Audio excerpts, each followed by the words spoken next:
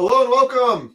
Kerry here from Healing Humanity, the power of a proper human diet. And today, I'm thankful, grateful, blessed to welcome all my friends here to our Thursday night live. Lynn from at Midlife Carnivore, Ashley at Carnivore Brothers, Renee eating meat to walk, and Papa Carnivore is here for the first time. Welcome, Papa Carnivore. In the house. Whoop, whoop. We got the good vibe tribe going on tonight. I'm excited. We are going to be taking a bunch of your questions. If you have any carnivore questions or comments, we're going to be giving away quite a few things. It's going to be kind of fast-paced.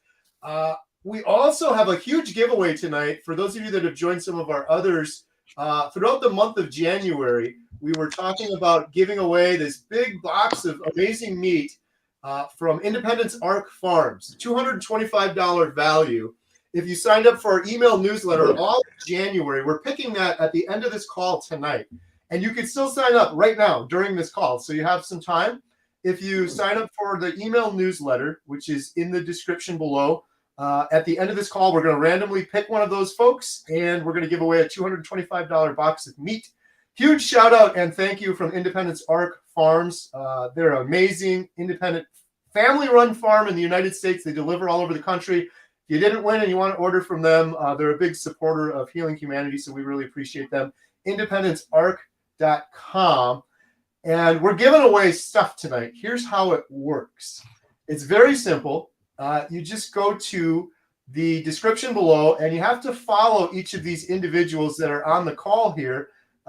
Each of them are linked to. It takes 2 seconds. Click subscribe, and then just leave a comment with hashtag. The first hashtag we're going to be doing tonight is ribeye. Hashtag ribeye with your best question. You got to post a really, really good, thoughtful question for the group here. And we're going to do several drawings tonight. So if you use hashtag ribeye, you could win a Healing Humanity shirt. That's going to be the first prize we give away. So please get in the chat, fire it up right now, and post your best question with hashtag ribeye.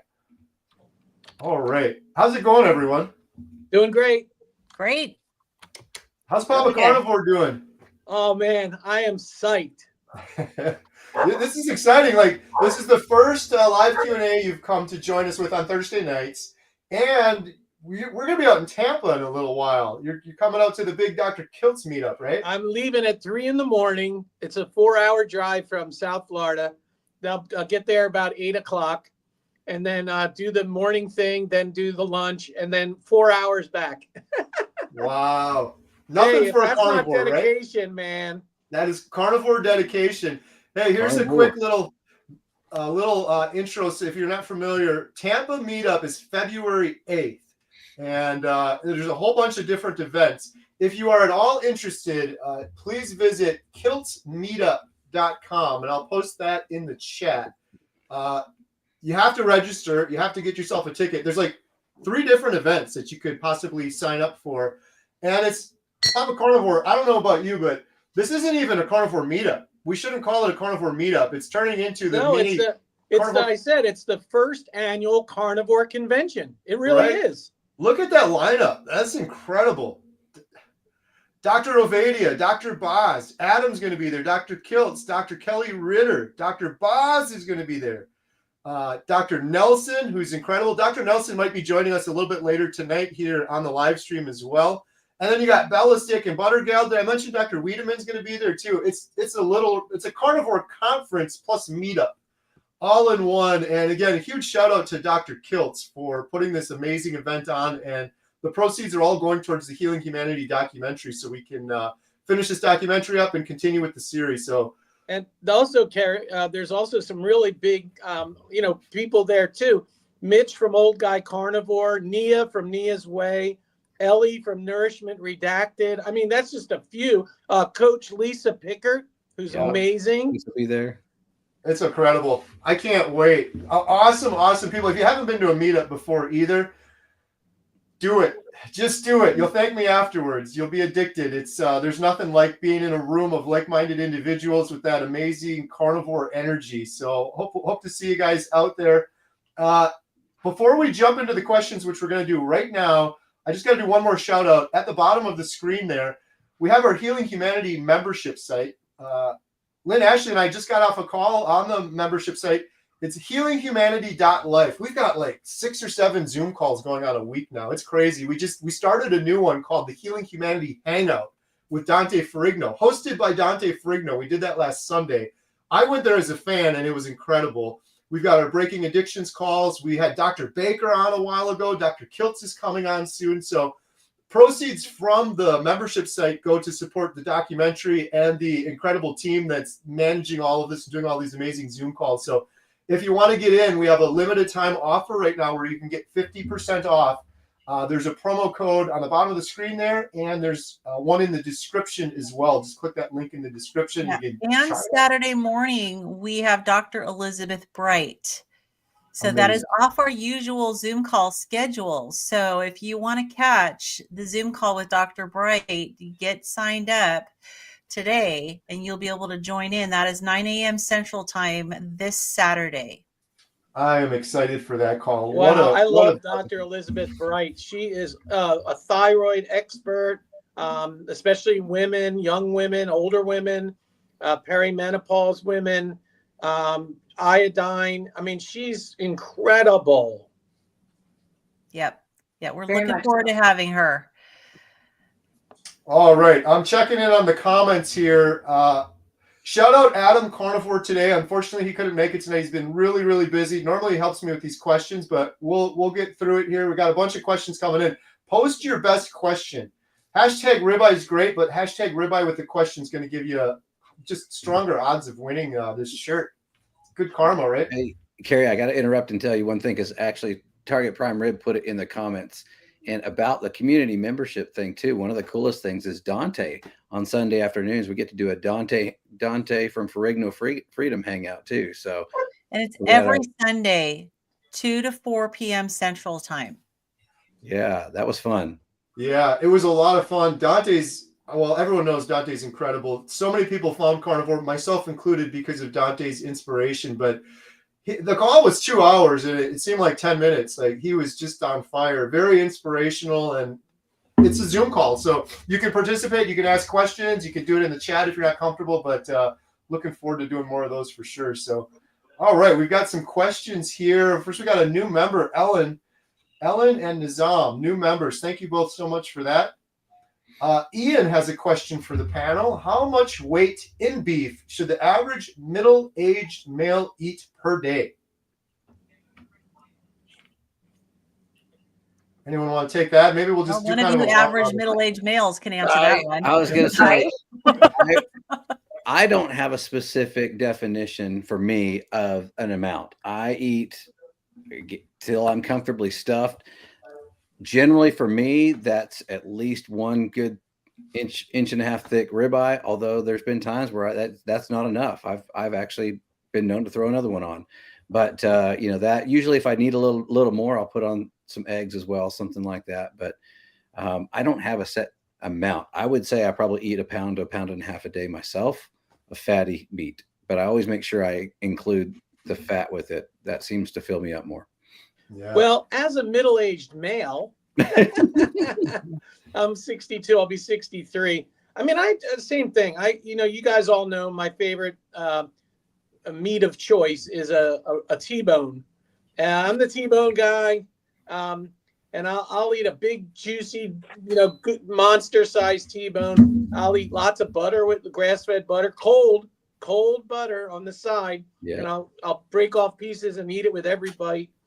And then I'll eat for a first meal. Some days that's all I eat, but if I'm gonna have a first meal, I'll have like 5 eggs and 4 or 5 strips of thick cut bacon. Yeah. Now, for the person that continually undereats and I underfeed myself, what I have discovered is there's 2 trains of thought if you're trying to figure it out per your weight or height. It's either 1 gram of protein per centimeter or 1 gram of protein per pound. So both those come out to 2 different. So I split that in the middle, and that's my goal every day. So I don't have a weight that I go for. I'm actually trying to get my protein in because I'm underfeeding myself constantly. Yeah, and you can also too, and I'm a big proponent of using the smart scales because they will give you your metrics so you can look and see and make sure you're not losing muscle and you're not losing bone.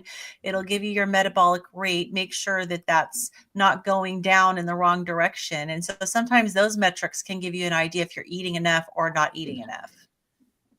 Yeah. Good stuff. I'm with Ashley. I don't really measure, but if I had to guess, 1.5 pounds, maybe 2.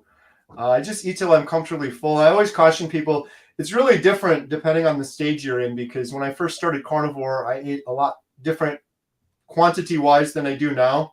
It kind of changes as you get to your goal or lose some weight or incorporate more fat and things like that. So good question, Ian. Thank you. All right. The next question we have is Andy. If we have to force ourselves to exercise, is it really natural? I'm not against exercise, but compelled exercise. That's a great question. I'm going to start with that one because I am of the same mindset. I do have to push myself to get into an exercise routine and do it.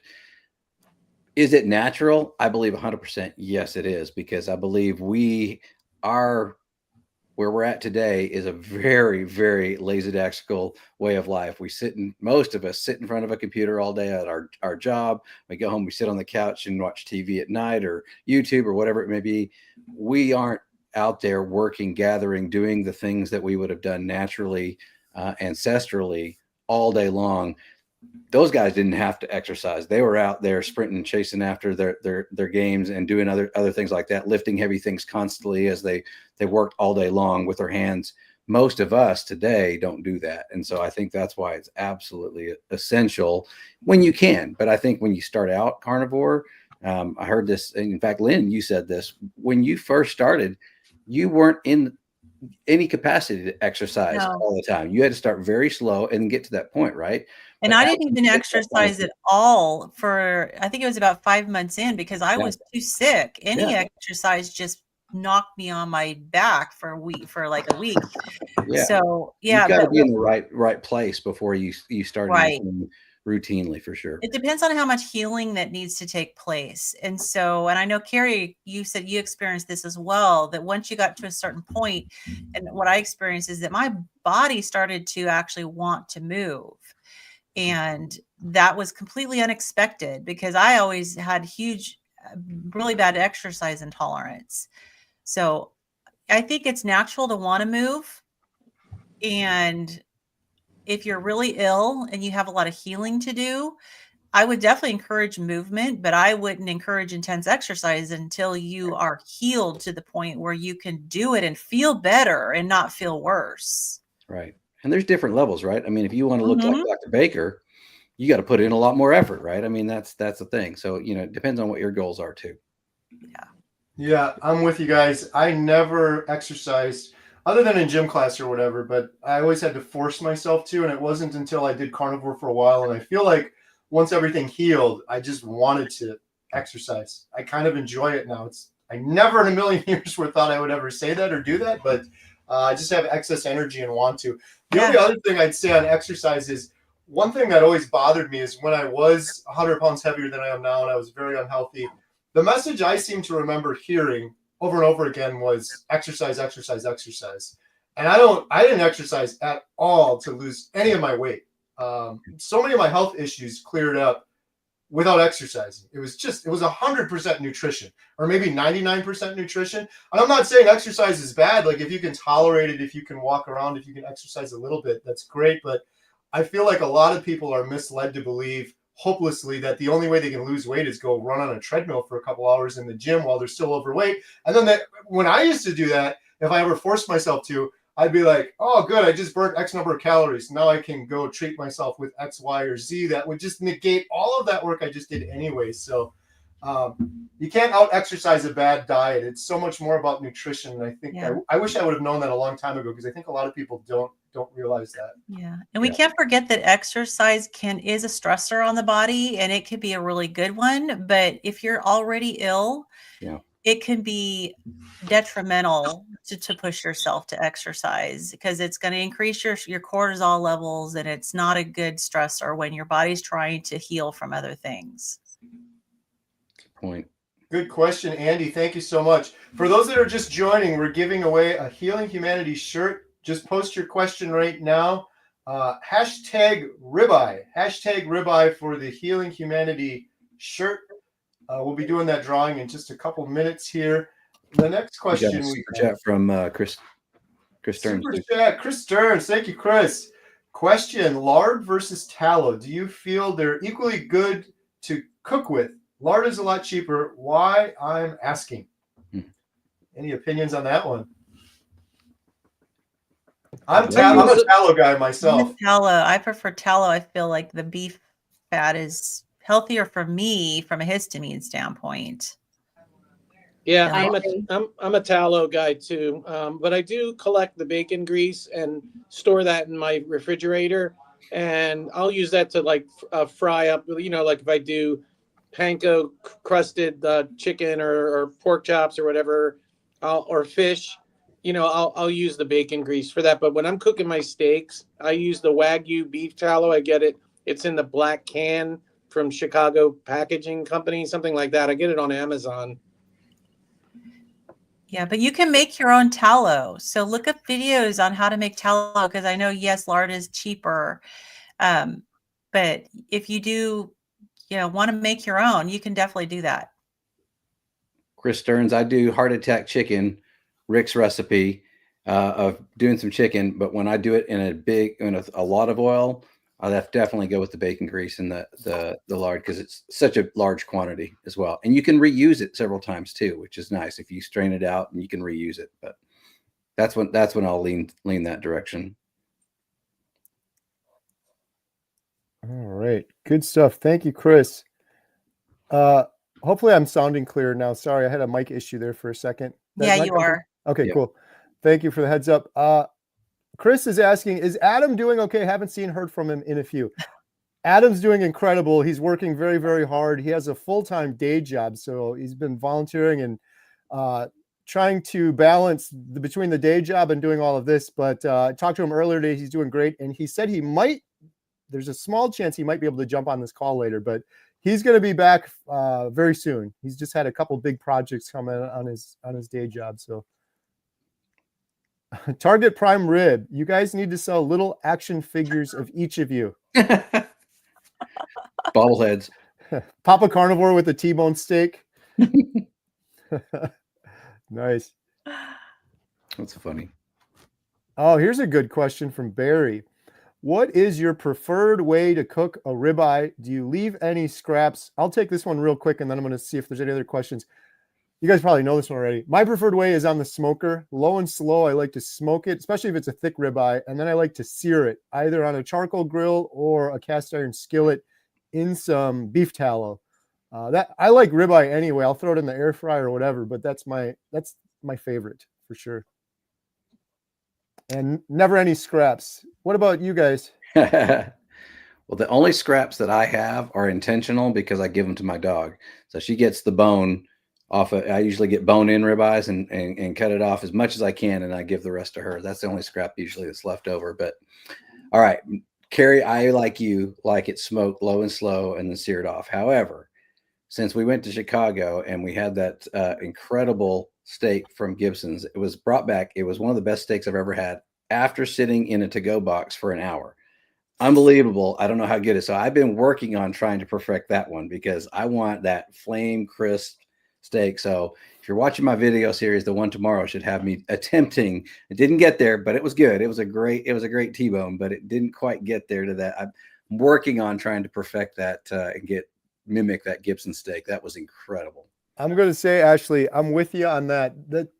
I prefer cooking the steak myself. Not it's like an ego thing, but just because we cook so many steaks. But that is the one thing these steak restaurants have on us is some of them have the ability to get to like hot lava, like thousands of degrees, and just get that crisp on. I think that's the missing component doing it at home, unless you got something. Well, Dr. Baker's got the outdoor thing, and some people have those, but I don't know how hot you can get those. I think those go to like 1,500 degrees. They're pretty hot, but nice. Yeah, I just do an air fryer. Air fryer is great. Easy peasy. Yep. I cook mine in a Griswold, vintage Griswold number 8 cast Yeah. iron pan. This sucker is like, you hit someone over the head and they're dead with this thing. It's so heavy. And it's so even on the temperature. It heats up so beautifully. I put in the tallow and I cook it in the tallow. I sear it. I let it get nice and hot to where it's like the tallow is like popping. It's like bubbling and popping. And then I put the steak in there and let that, and then I sear it on one side, sear it on the other side. And I like the center to be like red, like red, like I would say rare to medium rare, somewhere in there. And I like the outside to be really seared, really good. Yeah. Oh man. And then I put that cold butter. Oh, and I use the Malden smoked sea salt flakes. I'm getting hungry listening to these descriptions. Me too. Renee, do you have a preferred way to cook a ribeye? I don't know how many people know I don't cook anymore now that I'm a carnivore. My husband cooks everything, Nice. but my preferred way that he cooks it is seared. I like to sear it in butter, but just to get that extra flavor there. But whatever way he serves it to me is the way I eat it. Right? Us carnivores aren't picky. As long as there's meat in it, I'm good to go. Doesn't matter. Good stuff. Deborah has a question. How can we get more fat? I can't do butter bites. Pemmican. I'm the same. I can't do butter bites either. I do not like them at all for some reason. Yeah. I mean, I would say, first of all, have you tracked? Maybe take a few days and track and make sure that the fatty meat that you're eating is you might be surprised. You might already be getting enough. So, but if you have tracked and the fatty meat is not enough, then I know I do scrambled eggs and I just they're swimming in butter and I just scramble them all in there. I do buttered coffee. Scrambled eggs are great because when you mix it, absorbs right into it pretty Yes. much, right? So that's a great way to add it. That's what I do a lot of times too. Yeah, I have a magic bullet, so it's easy to make, a buttered coffee with the magic bullet. So, and I'm like Papa Carnivore. I'd love a cold piece of butter with each bite of the steak that I take, especially when I'm not having a ribeye. If I'm having like a T-bone that's got the New York strip and the fillet on it that are leaner, I do that with almost every bite, and it's just, I think it's next level. I love that. And I love my carnivore popcorn. I call it carnivore popcorn because I salt it like crazy. But, you get the beef trimmings and then, cut them into the bite-sized pieces and then air fry them. And then I salt them and I eat them like popcorn. Mm-hmm. It's really good. Good stuff. Hey, I got to do a quick shout out here. We have our young carnivore friend, Caleb. Caleb's Carnivore Quest is in the chat. Yeah. Awesome. Have you guys seen this yet? Caleb came out to our Arizona meetup, and it was really nice meeting him.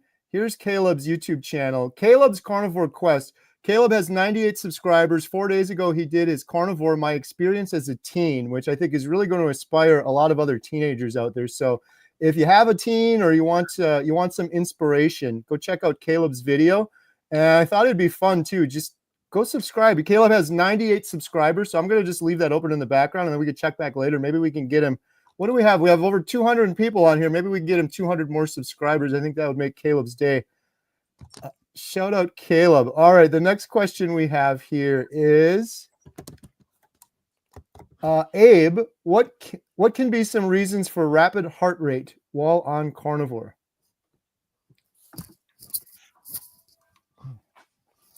Rapid heart rate. So could be histamines if you're getting a lot of histamines. Could be dehydration.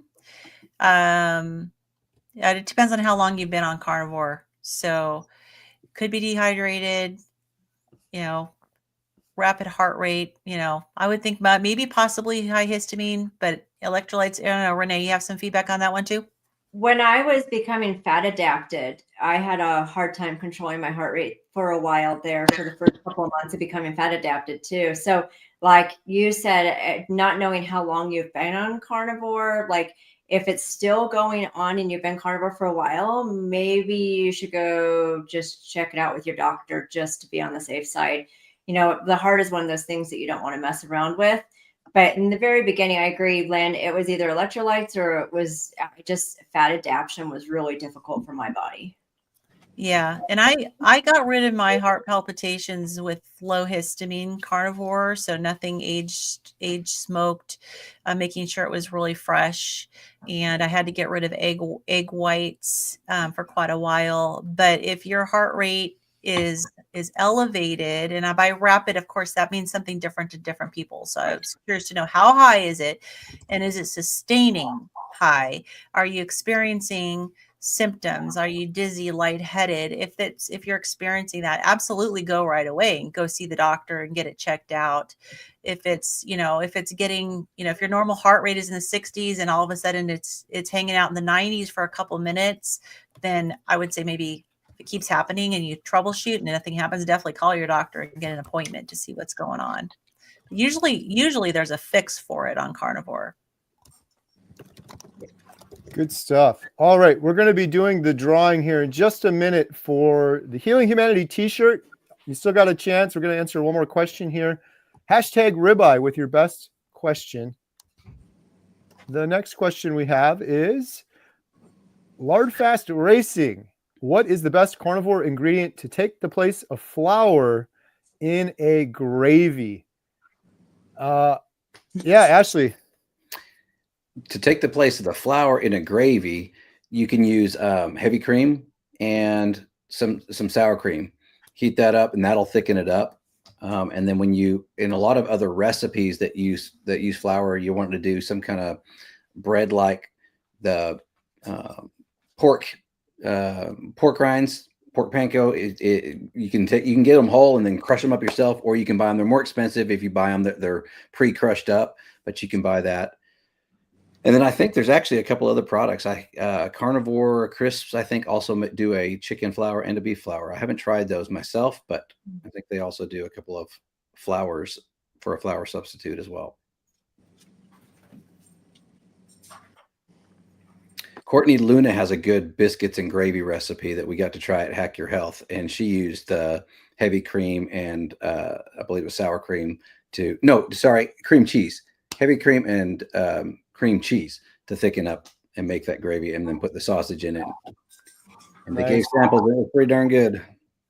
Yeah, I was going to say heavy cream. When we filmed Mimi for the documentary, she made us beef shanks, and she made a gravy, and I'm pretty sure it was just the bone broth reduced down. I remember her saying, like, look, you don't have to add flour or anything to it. And we were all kind of amazed. Like, it looked like regular gravy. It tasted incredible. So pretty sure she just used the bone broth, like a bone broth reduction, just simmering it down slowly until it thickened. Yeah.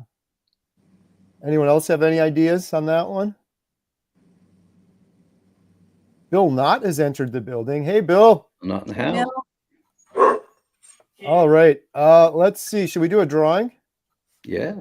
Yeah. Yeah. Do it. We're going to give away a Healing Humanity shirt. Let's share my screen here. Hashtag ribeye. Here we go. Drum roll. The winner of a Healing Humanity t-shirt is Starvin' Raven. Starvin' Raven, congratulations. You have won a Healing Humanity shirt. If you're in the lower 48, if not, we'll give you something else just as awesome. To claim your shirt, please visit, you can see the link there on the bottom, healinghumanity.movie/giveaway. healinghumanity.movie/giveaway. And I know a lot of new people have jumped on since we started, so I'll just mention this one more time here. We are giving away a beef bundle. It's happening tonight. We talked about it all month. Independence Arc Farms, $225 value. You just have to go in the description, click on the email newsletter, and subscribe. And we're going to randomly pick one of the subscribers from this month. At the end of this call, we're going to give away $225. Independence Arc Farms. Link in the description below if you need a good family-run place to get some of your meat from in the United States in the lower 48. All right, next prize we're going to be giving away is a $20 Redmond's portable salt shaker with keychain holder, hashtag salt. So please post your question with hashtag salt. And we're going to be doing that drawing in just a little bit. And we'll take our next question here is from Prismatic Carnivore. There we go. Let me stop sharing this. Boom. There we go. Next question is from Prismatic Carnivore. Why cold butter with steak? So I'll try that one quick. I do better with cold butter versus melted butter. I learned this. Shout out Bella, Steak and Butter Gang. I learned this. She did a great video on rendered fat versus cold. So for me, when I first started carnivore, I used to melt the butter and I dip the steak in it or dip the shrimp in it, and it would always upset my stomach a little bit. But when it's cold, it doesn't. The exact science behind those two, I can't tell you. I don't know, but I've experimented on it several times, and my preference has changed as well. I would have thought early on that I like dipping it in melted butter, but I like the cold butter with the steak better. There's something about a warm steak and then just a cold piece of butter. As a carnivore, I eat a lot of cold butter. So anyone else have any thoughts on that, or anyone know? I just, until you've tried it, I use the grass-fed Irish. It's like the Kerrygold, but I get it at Aldi. It's a little cheaper. It tastes exactly the same. And I cut off a big hunk and I put it on the side. And then I just, cut off little pieces of that with each bite. And it's amazing, that hot steak with that cold butter, and then it melts in your mouth from cold to, melting with the salt. Yeah, it's nice. And practically too, if you melt your butter, it's going to all end up on the bottom of your plate and not in your mouth. And we don't eat bread, so what's there to sop it up with? Right. I just look at rendered butter and I get diarrhea, honestly. I cannot do rendered fats very well. So I'm very particular about cold butter versus hot. Yeah, rendered fats can give you diarrhea. So if that's a struggle, then the cold fats are good. Good stuff. Great questions. We're getting some good questions tonight. Let's see. We got, hey, it's Caleb. Caleb Carnivore Quest, $2 super chat.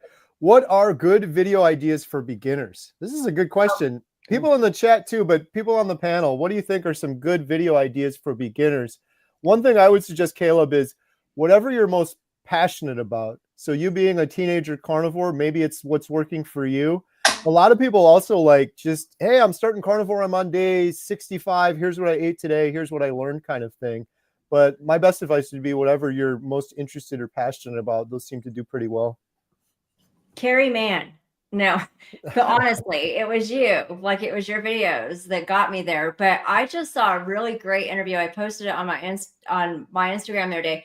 Dr. Chafee did an interview with the Primal, what is her name? Rena. And it was the best carnivore beginners video I've ever seen. He answered every single question. Like, I finally understood yo-yo dieting and what it does to your metabolism. Listening, like, you would think that you can't learn anything new, but you can continue to always learn something new. So it was like very precise if you want a video for someone that wants to know how carnivore works, not just how to do it. Yeah. And if you're a teenager, I mean, that's a huge opportunity to share like hacks for teenagers. Like, how do you navigate social situations? Obviously, coming prepared is super important, but how do you have those conversations with your peers when they're all eating the garbage food and you're not? Like, prepare ahead of time. What are you going to answer to them? These are things that teenagers would probably benefit from knowing, because that's got to be so hard when kids are, all around you or at school. Like, what do you do? What do you take to school? Yeah. Those are the if I was still a teenager decades ago, I would want to know that. And for sure. just And I think that to put the message that you're not alone as a kid, And I think also on top of that, a lot of teenagers were like, why do I need to do carnivore? Like, they haven't seen the health implications of eating a standard American diet for decades, right? They're not there yet. Yeah. So most teenagers, you're like, whatever, this is fine. So I think anything that helps point out, some of the areas that we're now very concerned about as far as the quality of the product of food that we're eating in the standard American diet and how detrimental it'll be for your health down the road. Yeah. May help open some eyes. It's really a big one is acne. Yeah, I was just going to mention acne is a that. great one. You know, you look at Emma, her face is cleared up as she had such beautiful skin, and she had a lot of skin issues. But, you know, a lot of boys, I mean, when I was a teenager, I struggled with that, Yeah. you know, and so I think, you know, you could do a video on skin issues, but also there's a lot of anxiety. There's a lot of, you know, depression. There's a lot of ADD or ADHD. Yes. And, you know, the carnivore really helped me with all of those things. I know it helped Kerry. So those, and then also stomach and gut issues, just, you know, bloating, you know, just all the gut issues from eating that crap food. You know what I mean? So there's a lot. I mean, there's a cornucopia of different things you could have topics on. Oh yeah, the amount of stress in the life of teenagers is crazy. Yeah. And so, I mean, I remember when my kids were still in school, I mean, headaches and gut issues because of anxiety. But, you know, there's a lot of things that teenagers experience. And I don't know how comfortable you are, but kids are hitting puberty way too early. So, I mean, I don't know if that's a topic that would be comfortable for you, but, you know, the reproductive health starting with teenagers is, you know, you want to be healthy. So Yeah. Good ideas. Yeah, there's a lot of topics there that you can hit on. You know, migraines. A lot of kids suffer from headaches because they're eating all this sugar. And man, the sugar used to give me these massive. I mean, I felt like I was like have a hangover, you know, in the morning and wake up with a banger of a headache, dehydration, you know, from that all that. So there's a lot of topics. I want to know how many kids drink Red Bull. Yeah. Like, yeah, tons. Yeah. Good stuff. Thank you, Caleb. There was Caleb, one more thing in the comment I got to say, Kerry, interrupt you on that. I'm sorry, but somebody, Mara, made the comment, interview Emma. I love that idea. I love other younger carnivores talking with other younger carnivores, and I think that would definitely have an appeal. We're trying to get Lily on in a witness protection program interview. Papa Carnivore, it's so funny you mentioned that. So she's gonna do it. Papa Carnivore, we did a live stream the other day and we were talking about this. My daughter Lily has an incredible story. As many of you know, she's never appeared on my YouTube channel. I've respected that. She doesn't want to appear on it. So I'm like, I'm not gonna put the camera in her face. But she's so passionate about this. I'm like, you could help so many people with your story, Lily. I'm like, let's just record your voice. And I was joking with Papa Carnivore, I'm like, we could do witness protection, like blank her face out and have a voice changer. She's like, no, we don't have to do all of that, but maybe just do the voice only thing. So we were almost going to do it yesterday and then something came up, but it's going to happen. So you know what, Kerry, you might be surprised where she just tells a story and it, you know, after doing it, you get through that. She might actually go, you know what? That was great. You know, maybe next time I'll go on camera. You never know. I was with Lily. It was just her and me in the car. We drove a half an hour to the grocery store to get some meat, as carnivores do. And she was telling the whole story. I'm like, stop, we should record this. This is so good. But it was a good practice trial run. But it's like you said, Papa Carnivore, I could see her like letting all this out. She's like, she wants to, these stories, this is one thing I found doing this documentary. These stories want to be told, whether or not you want to tell them or not. They want to be told. They want to get out there. So tell her Papa Carnivore is dying to hear your story. Right? Absolutely. Speaking of Papa Carnivore, Target Prime Rib, I just want to shout out to Papa Carnivore. What a great guy. He has given so much great wisdom and advice. Thank you, man. I second that 100%. If I could do the little heart thing, I would do it right now. Thank you. Carnivore has been amazing for me, almost all positive, but the few little negatives I had, Papa Carnivore has always been there, supportive in the comments, just a shining light for sure. Really appreciate you, Papa Carnivore. Yeah, I don't think you understand how important those comments are when you're constantly in the chat, and great ideas, great feedback, because it's so hard to get to everything that's being chatted. And so having people in there also just chatting back and forth is so awesome. And what I told Kerry is, you know, my way of helping is just to be everywhere. You'll see me in all different channels, and I want to like pay it forward, and that's my way of paying it forward. You know, like I see so many people. Some of the comments are heartbreaking, whether it's in the chat or actual comments that I respond to, because a lot of people won't chat. They won't do it in the chat.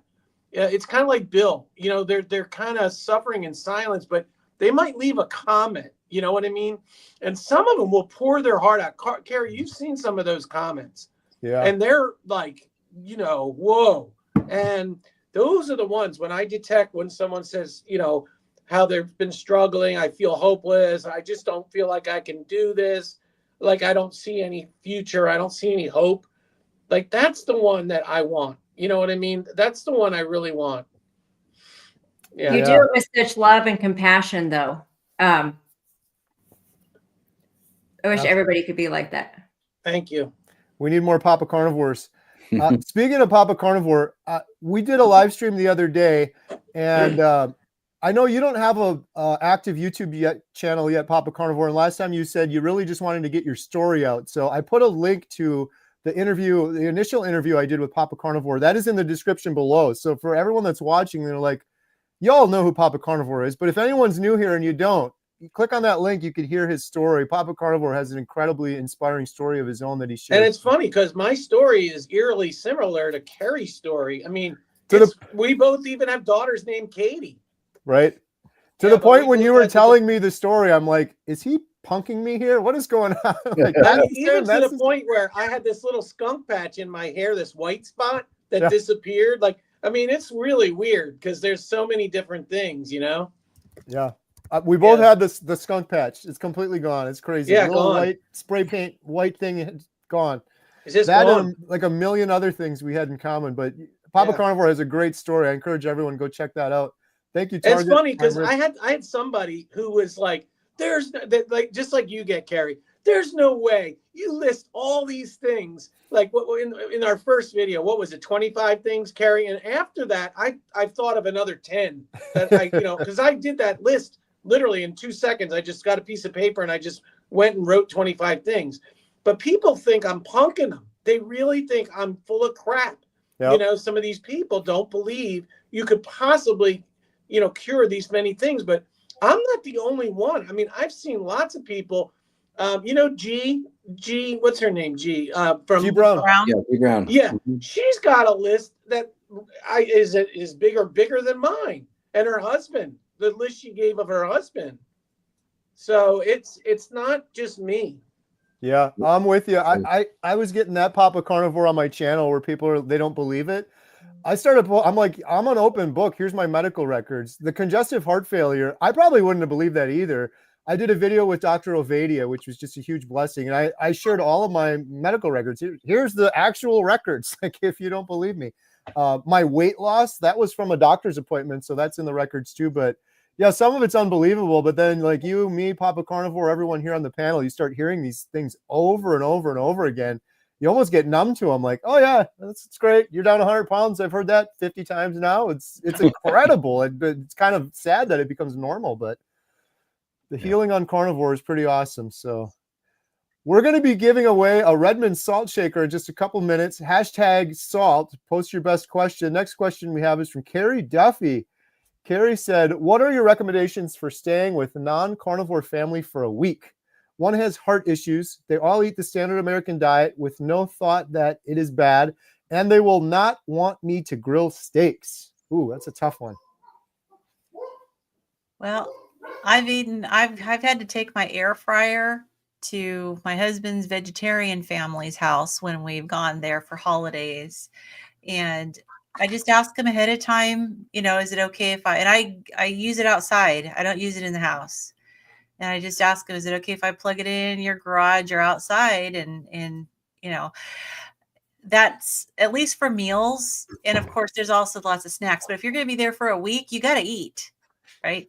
So, I mean, they can't force you to eat their diet. So that you're going to have to somehow say, look, I have to eat, and this is what I eat. And I would ask that you respect that. I will respect you maybe not wanting to cook it in the house, but you have to have your food. One thing I would say, when you say they all eat the SAD diet, well, guess what? What person eating the SAD diet is not okay with me making bacon and eggs? So even if you have to sit there and eat bacon and eggs, and also if they're eating the SAD diet, they do eat meat. It's not like these are vegetarian people. You just say, hey, you know what? I'm sure you're going to have some type of meat there, right? Or you know, you're going to have Chicken. chicken or beef or fish or something. Just don't worry, make whatever you want. You know what I mean? And I'll just eat the meat and I'll eat eggs or whatever. And you guys can eat all the potatoes and all the vegetables you want. That's fine. Hamburgers. The more for you. Yep. Yeah, put butter on it. I'm also a big fan of beef jerky. This is a beef jerky stick. If you can make some of that ahead of time or do something that's a good clean, Renee held up a carnivore bar, but you know, bring some of that with you that you can have just on the side there. That'll help in those situations where maybe it is a meal like Papa says that they prepare everything, but maybe there's all sorts of sauces and different things they put on it, and it's really not something that you want to go with, and you can not partake in as much of that and have some snacks later as well. I got to get you to mail me some of that beef jerky. It looks really tasty. It's incredible. Credit Adam Carnivore Today. He showed this to Kerry and I, and then we both did it. I know Kerry and Emma had a video on it, and then I've been making it too. It's incredible. It is beef. It is salt. It is smoke. That is it. Nothing else, and it's delicious. So, yeah, I'll bring some to Florida. Yeah, I would love last to taste long. It. I have to get past Kerry though. Yeah, he'll hog it. I could do some damage on that beef jerky. That's good stuff. All right. We have a super chat from Aaron, $5 super chat. Thank you so much for that. All the super chats I get go 100% towards our documentary. Not sure if one of your guests are doctors. No, I don't think we have any doctors on here now, but Dr. Nelson said he might be joining later in the call. So if we can't answer this for you, we'll try to come back to it. Well, I'm a doctor of meat. Right. And Renee and I are nurses, so. Yeah. Soliqua, am I saying that right? I don't know. 100 over 33 cause very loose stools while doing carnivore ? I'm taking it for now for type 2 diabetes. I don't know how to answer that. I don't even know. I've never heard of that one. I'll answer one thing, and that is stick to carnivore.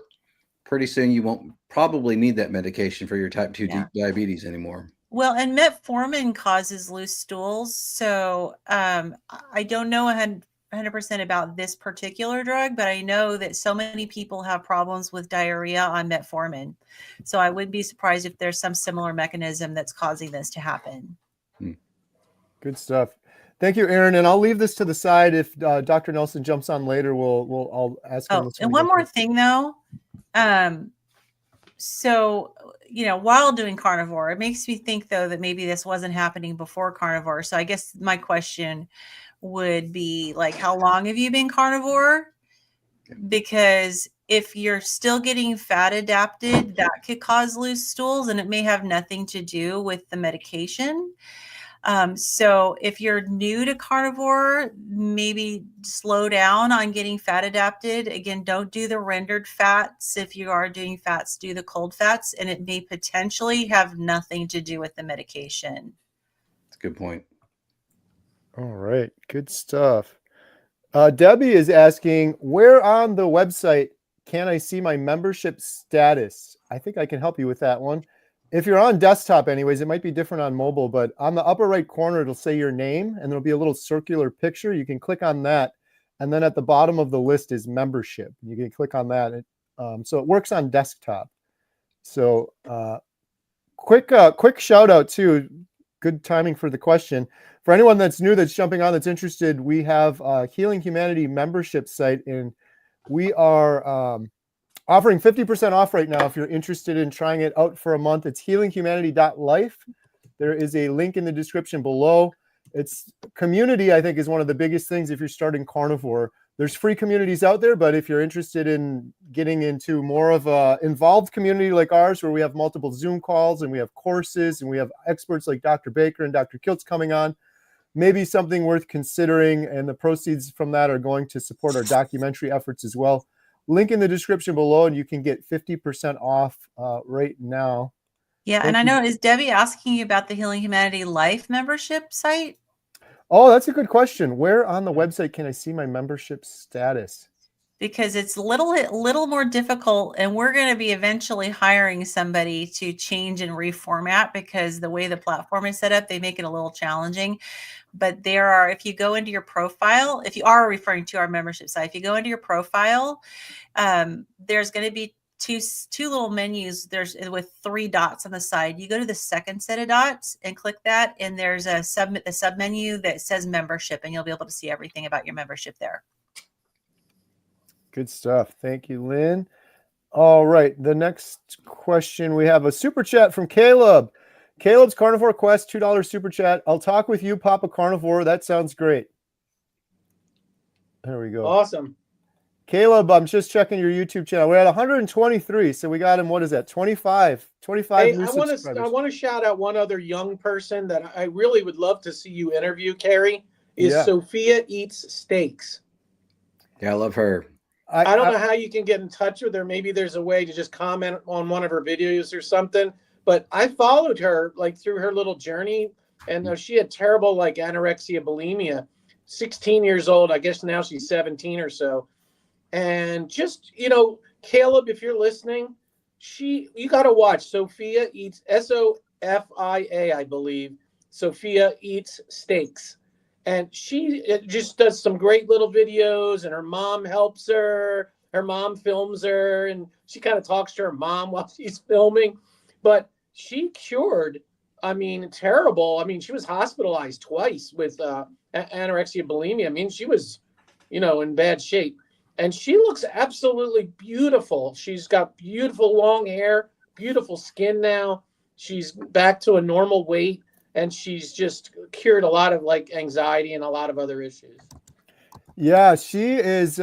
She's friends with trooper. She's friends with Emma. I don't know when the last time they spoke was, but Papa Carnivore, she came on our 24-hour live stream. This was a long time ago. Wow. Very bravely. I remember calling her out and giving her huge credit, because the 24-hour live stream we did, we had all the doctors on, and it was crazy. I think at one point when she came on, I think there was over 1,000 people on. Wow. I think she was 16 then. Could you have done that, Kerry, when you were 16? No, that's why I was giving her credit. Honestly, there's not in a million years would I have done that. And she just shared her story so perfectly. It was really, really inspiring. So yeah, she's got a great channel. And then after that, Emma was talking to her back and forth. They were kind of like carnivore pen pals for a while. Yeah, I remember I was telling you, Kerry, that one of the episodes, the follow-up episodes to the documentary, we got to get teenagers. We got to do a special. Get Sophia, get Emma, get all your daughters. Get Caleb. We're starting to get a little group. This is like ground floor, guys. I really believe we are at the ground floor of a movement between you and Kiltsy and Barry and Chafee and Mitch, Old Guy Carnivore, and Nia and everybody, and all you guys who have channels. This is the ground floor of a movement. And it's up to us. It's not going to be up to RFK. I'm sorry, I'm getting on my soapbox. It's not going to, he might take the red dye out or whatever. But the amount of fighting that the pharmaceutical and big food is going to do in the medical community, I'm telling you, it's got to come from the bottom. And when enough people are eating this way and are talking about this and, are talking to their doctors about this, I haven't seen a doctor in a year and a half. Why? I don't have diabetes anymore. I don't have 3 high blood pressure medicines anymore. I'm not taking omeprazole for my acid reflux for 2 years or whatever. I'm off all of this stuff. My psych meds, like Kerry, I got a box that would rival Kerry's box. I'm off all of that. I even decided to do an experiment, and I was very mild hypothyroid and taking levothyroxine. But you know what? I've supplemented iodine, a lot of iodine, and I'm eating lots of meat. And I think my thyroid, I really believe that, because I've been off of it for a month. And guess what, Lynn? I feel great. I used to get headaches and I would get vertigo. I don't have any of those symptoms that I used to have before I went on the hypothyroid medicine. I feel exactly the same. I feel no different. I got off my thyroid medication too. I'm not gaining weight, which is another, right? So I'm sorry. I just wanted to, kind of get on my soapbox there for a second.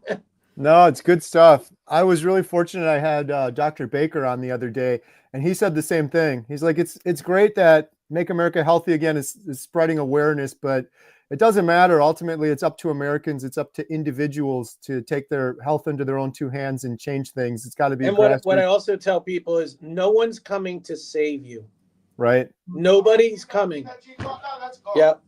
Yeah, it's our own choices at the grocery store and the meat market. It's a consumer driven movement. We have to make the decisions, and the industry will follow because they don't want to lose money. Good stuff. Question from Paul Hill. Question for the panel. Who was a person that surprised you was a carnivore? I'll take that one quick while you guys think. I've been surprised by quite a few now at this point. My wife was a big surprise because she had tried carnivore before and it didn't work out too well. And I never thought in a million years that she would attempt again. And now here we are 300 days later. Also, the other big surprise was my younger sister, Holly, who some of you might be familiar with. She has her own YouTube channel also. Holly, she did carnivore for like a year. And then she told me after the fact, she's like, I don't know if I was going to do it. And probably because I'm so obnoxious about it, she didn't want to tell me, but she told me like a year into it, which was just crazy. I was really surprised. So those were two people that surprised me. Anyone else get any surprises? Just random people, like when we had our meetup in Austin last time when we were at Hack Your Health, at the Brazilian steakhouse, one of the waitresses that I was talking to was like, "Oh, my boyfriend's carnivore," and then at our Arizona meetup, our waitress was carnivore, and it's just random people. It seems like it's growing. Like more and more people are carnivore. You're muted, Ashley. Yeah, thank you for telling me that. I got to add on to your story, Lynn, because that girlfriend's boyfriend who worked there actually was funny. That was one who surprised me too, that he was carnivore. I was talking to him about it, and we're literally in that Brazilian steakhouse, and he said he was carnivore. And I said, well, do you know any, thinking we had a whole room of influencers there. Do you watch anybody on YouTube? Do you know anyone? He goes, really the only one I've ever watched is Dr. Baker. I said, oh man, I don't think Dr. Baker's going to be able to make it. And literally, as I was saying that, he walks in the door and I said, well, actually, let me introduce you to Dr. Baker. So it's so wild to have some of those things pop up like that. Yeah. I have a funny story. I was at Aldi and the guy in front of me, he couldn't have been more than my son's age, 30 years old. And he's young and healthy looking. And the only thing he was buying was a dozen eggs and a pound of ground beef. And I said, hey, are you a carnivore? He goes, yeah, you too. And I'm sitting there with 3 packs of butter. That's all I'm buying. And anyway, he told me he heard from Dr. Barry and Chafee, and it was just really amazing. Fun. You have any surprises, Renee? I actually just got a message on my Instagram, and my hairdresser is finishing her first week as a carnivore. She said that I convinced her by watching me heal over the last 4 months. Like when I first met her, I was with my cane, and now I'm not. So she was like, you convinced me. And so she made her whole family, her 2-year-old, her 5-year-old, her husband, everybody's carnivore now. So wow. yeah, wow. People are watching when you don't even think they're watching. Yeah, your story's so powerful, Renee. You're going to just continue inspiring more and more people. Like, how could you hear your story and be like, no, that's not going to work for me? Like, it's so inspiring. Hey, I've got one other quick story. I think I mentioned this before, but this was like 2 weeks ago. Jen and I were at Culver's. Jen loves Culver's to get burger patties. And we were eating and we were inside. And I didn't mention this in the story when I shared it before. The woman came up. She worked at Culver's and she was 82. She told us she was 82. She looked like she was 60. But she walked by and I've got 6 burger patties and Jen had 2 or 3 burger patties. And she looked at us and I thought, oh, she's going to say, I thought it was going to be something negative the way she looked at us. And then she said, I like the way you guys are eating. I was like, oh, okay. And then Jen's like, oh, we're carnivore. And then we proceeded to talk to this 81, 82-year-old woman for about a half an hour. She was carnivore. She overcame type 2 diabetes. She's off all her medications. Her kids joke with her, Grandma, you can't eat vegetables. They're trying to kill you. You got off all your meds, Grandma. I so wanted to like, can we share your story on YouTube or with the world? Because this is incredible. Oh, and the last part of the story was, I'm like, well, how did you find out about carnivore? and she starts naming all the doctors. So she named Dr. Baker.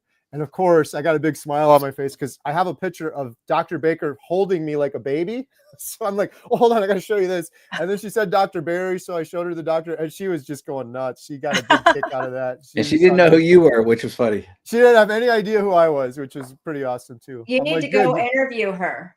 I wanted to so bad, and Jen was saying that afterwards, and I've felt if she wasn't an employee there, I felt like we were getting her in trouble already talking to her for a half an hour. But she was opening up so much. We did, as we were walking out, I gave her my Lynn Tucker business card that has the email. So she's got my contact information on it. But she already knew most of the doctors that were listed on it. But she wanted to watch the YouTube channel. So maybe she's watching right now. Yeah, I was just gonna say, if you're watching now, contact Kerry for an interview. Yeah, I would love to interview you if you're watching now. Just an incredible story. The last thing I'll say is this. She said, I'm 81, 82 years old. When I was young, 75 years ago, as a 7-year-old, we didn't eat what people are eating nowadays. Right. It is crazy how much it's changed. Like meat and potatoes, and it was good meat, it was clean potatoes, and not all of this junk food that people are eating so much. She's like, man, the world has really, really changed. And from her perspective, she could really see it. So good question, Paul. Hey, we got to do a drawing. We're going to be giving away the Healing Humanity, the Redmond Salt Shaker. Ashley's got one right there. There we go. Portable salt shaker. We're going to randomly pick a winner, assuming that I have this all ready to go here, which I will in just a second. And while I get this going, #salt, we're giving away, at the end of this call soon, we're giving away that box of beef from Independence Arc Farms. And there's a link in the description below. We really thank them for supporting us and sponsoring that and giving that meat away. I've eaten a lot of their meat. I learned about it from Mimi, but I've been ordering it myself, and they've got some incredible, incredible beef. So we're going to do the drawing right now and give away the Redmond Salt Shaker. Here we go. Oh, I pressed the wrong button. Wait, here we go. It'll work now. You can still do it. Yeah. There we go. Winner of the Redmond's Portable Salt Shaker that I keep forgetting whenever I go anywhere, Sharon Easterson. Congratulations, Sharon. Sharon. You can claim your prize at healinghumanity.movie/giveaway. healinghumanity.movie/giveaway. Congratulations, Sharon. Thank you for that. We're going to do another giveaway here. And the next one is for a free 1-month membership to healinghumanity.life. #life. Post your best question with #life. And like I said, if you don't win this and you still want to participate, there's a link for 50% off in the description below. There's a pretty awesome picture there. I don't know if you could see it, of Lynn's before and after, which is just absolutely amazing. The incredible shrinking woman, Lynn. We've got Zoom calls, we've got courses, we've got classes. So #life. Post your best question, please. I'm going to return to the questions now. Caleb is up to 128 subscribers. Someone was asking. Caleb's channel is at Caleb's Carnivore Quest. Go subscribe. Go subscribe. Give him some support. It's Caleb with a K. Caleb with a K. He's getting the word out to carnivore teenagers. He's pretty awesome. He came out to our Arizona meetup. All right. The next question we have is 2-year carnivore. HX of low volume, eating like Renee, messed up metabolism and still working on eating enough, been installed for over a year, lots of non-scale victories, fasting but having hair loss. Yes or no? Is that a question? Yes or no to what part? Yeah, I don't understand the question here. Maybe they're talking about the hair loss, possibly, Yeah. but They're not eating enough. yeah, usually with hair loss, a lot of times people aren't eating enough, or they're not eating enough fat. I agree. I've noticed a little bit of thinning too. And I knew that I wasn't eating enough because I started gaining weight. And I knew that wasn't, I should have stayed at my ideal weight if I was eating right. So I started actually tracking my macros and tracking what I was eating. And I was barely making 70 grams of protein a day, which is Oh my God, really? Oh my God. Right. And I was eating till I was full. But remember, I've had gastroparesis since 2010. So my stomach is a lot smaller than a normal person. So I like watch what Bella eats in her videos, like one meal. And I'm like, I I couldn't eat that in 3 days. So I knew I wasn't eating enough. Yeah. So I've discovered that I can't, I was OMAD and now I've gone to 2MAD, and actually I'm not even 2MAD anymore. I'm going back to like a 3MAD because I just can't, in a 6-hour eating window, I can't eat enough food. So in order to fix my metabolism, I've got to increase how much I'm eating. And I've also started walking every day. My walking pad came yesterday, Lynn. I haven't gotten it out of the box yet, but it's here. But those are the two things: eating more and working and doing some movement and getting some movement in will help with your metabolism. Yeah. But And yeah, I know Simpson exercises a lot. Every time Lindy and I are on our fitness challenge videos, she's in the chat saying she's on her rebounder and doing exercise while we're live. But it may be that fasting is not the right option for you because you're losing hair and your metabolism is not good. So sometimes with women, fasting is not always the best option. Sometimes we need to eat, and it can potentially cause an initial weight gain. But the metabolism needs to get bumped up, and so it may be too increasing the amount of fat in your diet to help you. Because I know I struggle too, like Renee, because it's just decades of restrictive eating, just because of that messaging that we grew up with, right? So sometimes getting more fat helps. It doesn't necessarily have to be high protein. You don't necessarily want to do high protein. Maybe moderate protein and high fat though would be good. And it hurts my heart to have to increase my eating window because I want the autophagy. I need that. I need my nerves to heal, and I need my, I need my body to do that healing. But my body's not going to do the healing if I'm not eating enough food either. So there's this happy place that you have to find. Sorry, guys. My husband just brought me this. Oh, Dave, Oh. The man. He just earned some points for no reason. shout out David. David's awesome. I need to tell my David's husband awesome. that. That's funny because I always buy my girlfriend 2 dozen roses like all the time. Nice. Awesome. Good question. Thank you guys for that. Hey, real quick, I got to do a shout out. I know my buddy Bill Knott is in the chat, and I want to show you guys this because I'm pretty happy about this. Shout out to my daughter Emma because she was a big part of this. We were trying to find Bill an interesting Christmas present, and then it ended up being very late. But Emma hooked a bunch of this up for Bill, and we just got it on his site. This is, I've been telling Bill forever, I'm like, I want a Bill Knott shirt. I think a lot of other people would, and Daisy shirts. So this is a new line of shirts. You can get them. I just put a link in the description. The link is, it's 100% Bill's. It's his channel. You can go to his channel. You should be able to see them under the video. But it's billknott.myspreadshop.com. I'll put a link in the chat too, but just to show you real quick, this is the newest one I added yesterday. Daisy in Alaska. Here's Bill and Daisy, which is pretty cool. It's like an illustration of Bill with Daisy. You've got repent, repent, repent. Be kind to one another. There's all sorts of, these are just the tip of the iceberg. There's sweatshirts and coffee cups and hats. Be kind to one another with Daisy, just the Daisy in Alaska one. All sorts of different colors. So if you're interested in I have this one, by the way, the Bill and Daisy one. I was going to wear it today, but it's in the wash right now because I wore it the other day. And just want to mention that it's Bill Knott, N-O-T-T, not K-N-O-T. It's Bill N-O-T-T. Yes, Bill N-O-T-T. And I just posted it in the chat if anyone wants to go support Bill. And forgive me, Bill, because Bill didn't want to do this. It was all my idea, but I'm like, it's a win-win. People love you. It's a way to support your channel and support you on your journey a little bit more. And I just want a Bill Knott shirt. So there you go. If you guys want to get one, I think you'll be able to see them. I hooked it up on Bill's channel, so you should be able to see those on his channel some more. And make sure you go subscribe to Bill's channel. Down over 300 pounds on carnivore. Amazing. Wow.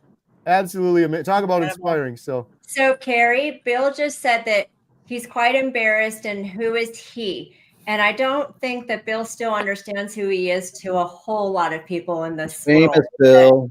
That are watching him and learn. And I mean, he is changing lives left and right. So you hear me tell you all the time, Kerry, who you are. So Bill, you are amazing. And so many of us feel this way because I find that we're very like humble. So most of the carnivores I know are so humble and I know that Bill's faith is very important to him. And so you see yourself as a vessel, that this is a way that God is using you and that you've been called for this purpose.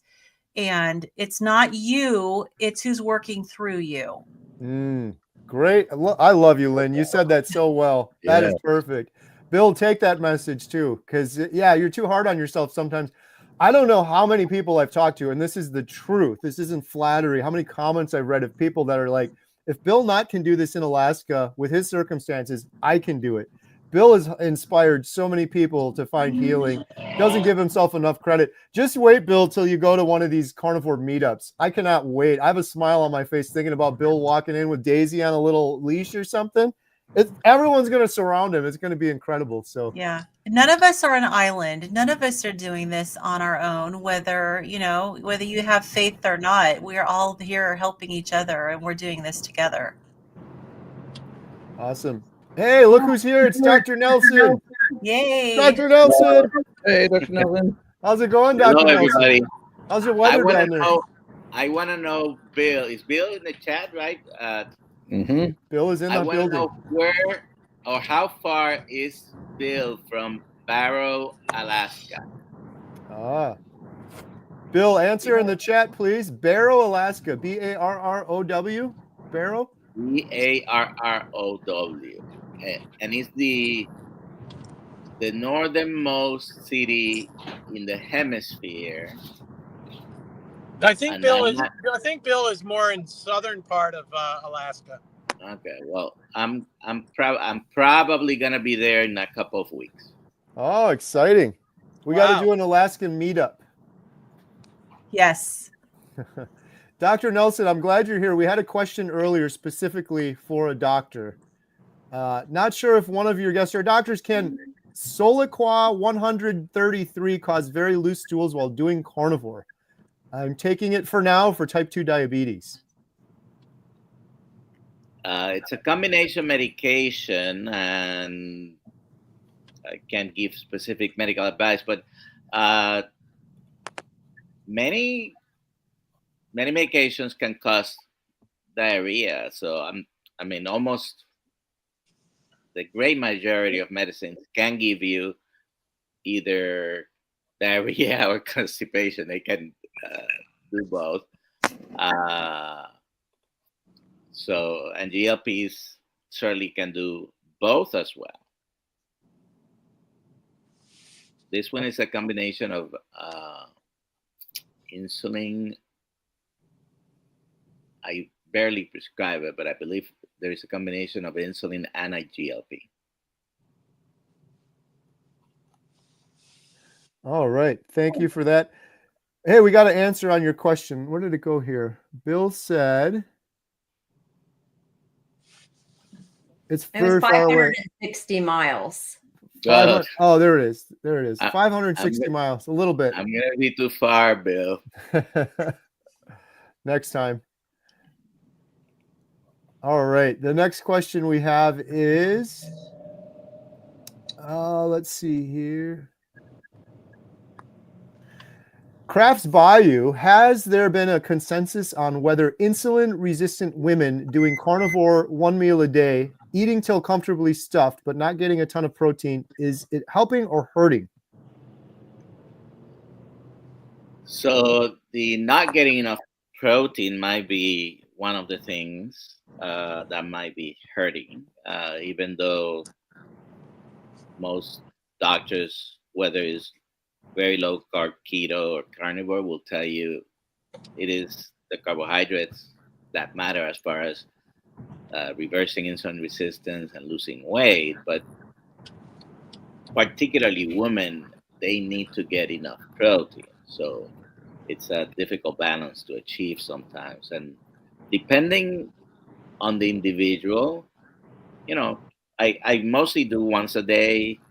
Today I did twice a day. I had some lamb steaks that I had for lunch early, like a mid of the morning breakfast, and then in the middle afternoon. But most days I do once a day. But it depends on how you feel and what you do and the activities you do and how hungry you get. I mean, everyone is an individual as far as what is best for them. But is there a consensus?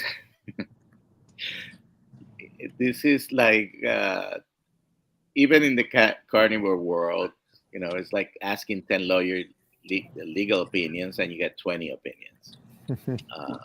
And everybody goes to the different channels, and this one, I think the consensus is probably you should eat higher fat, right, than just pure protein.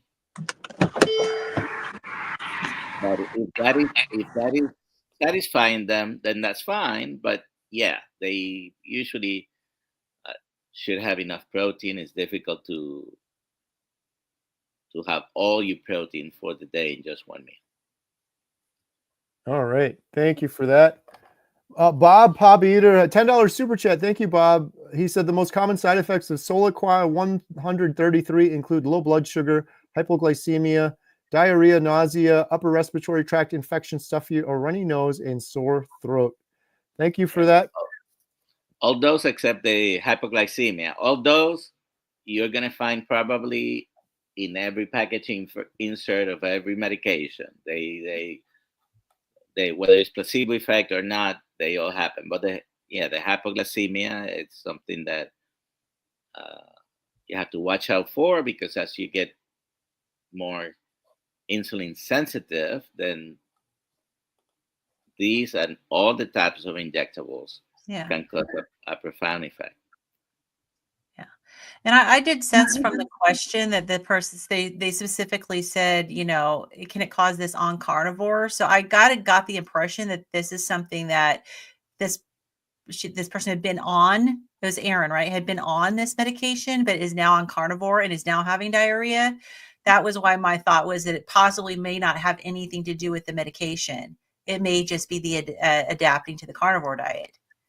Well, carnivore diet, very low carbohydrate diet, carnivore diet will make almost every medication more potent, if you will, because in particular this one, as you become more insulin sensitive, this will have more of an effect. You have to be working with someone, with your doctor, preferably to be cutting it down.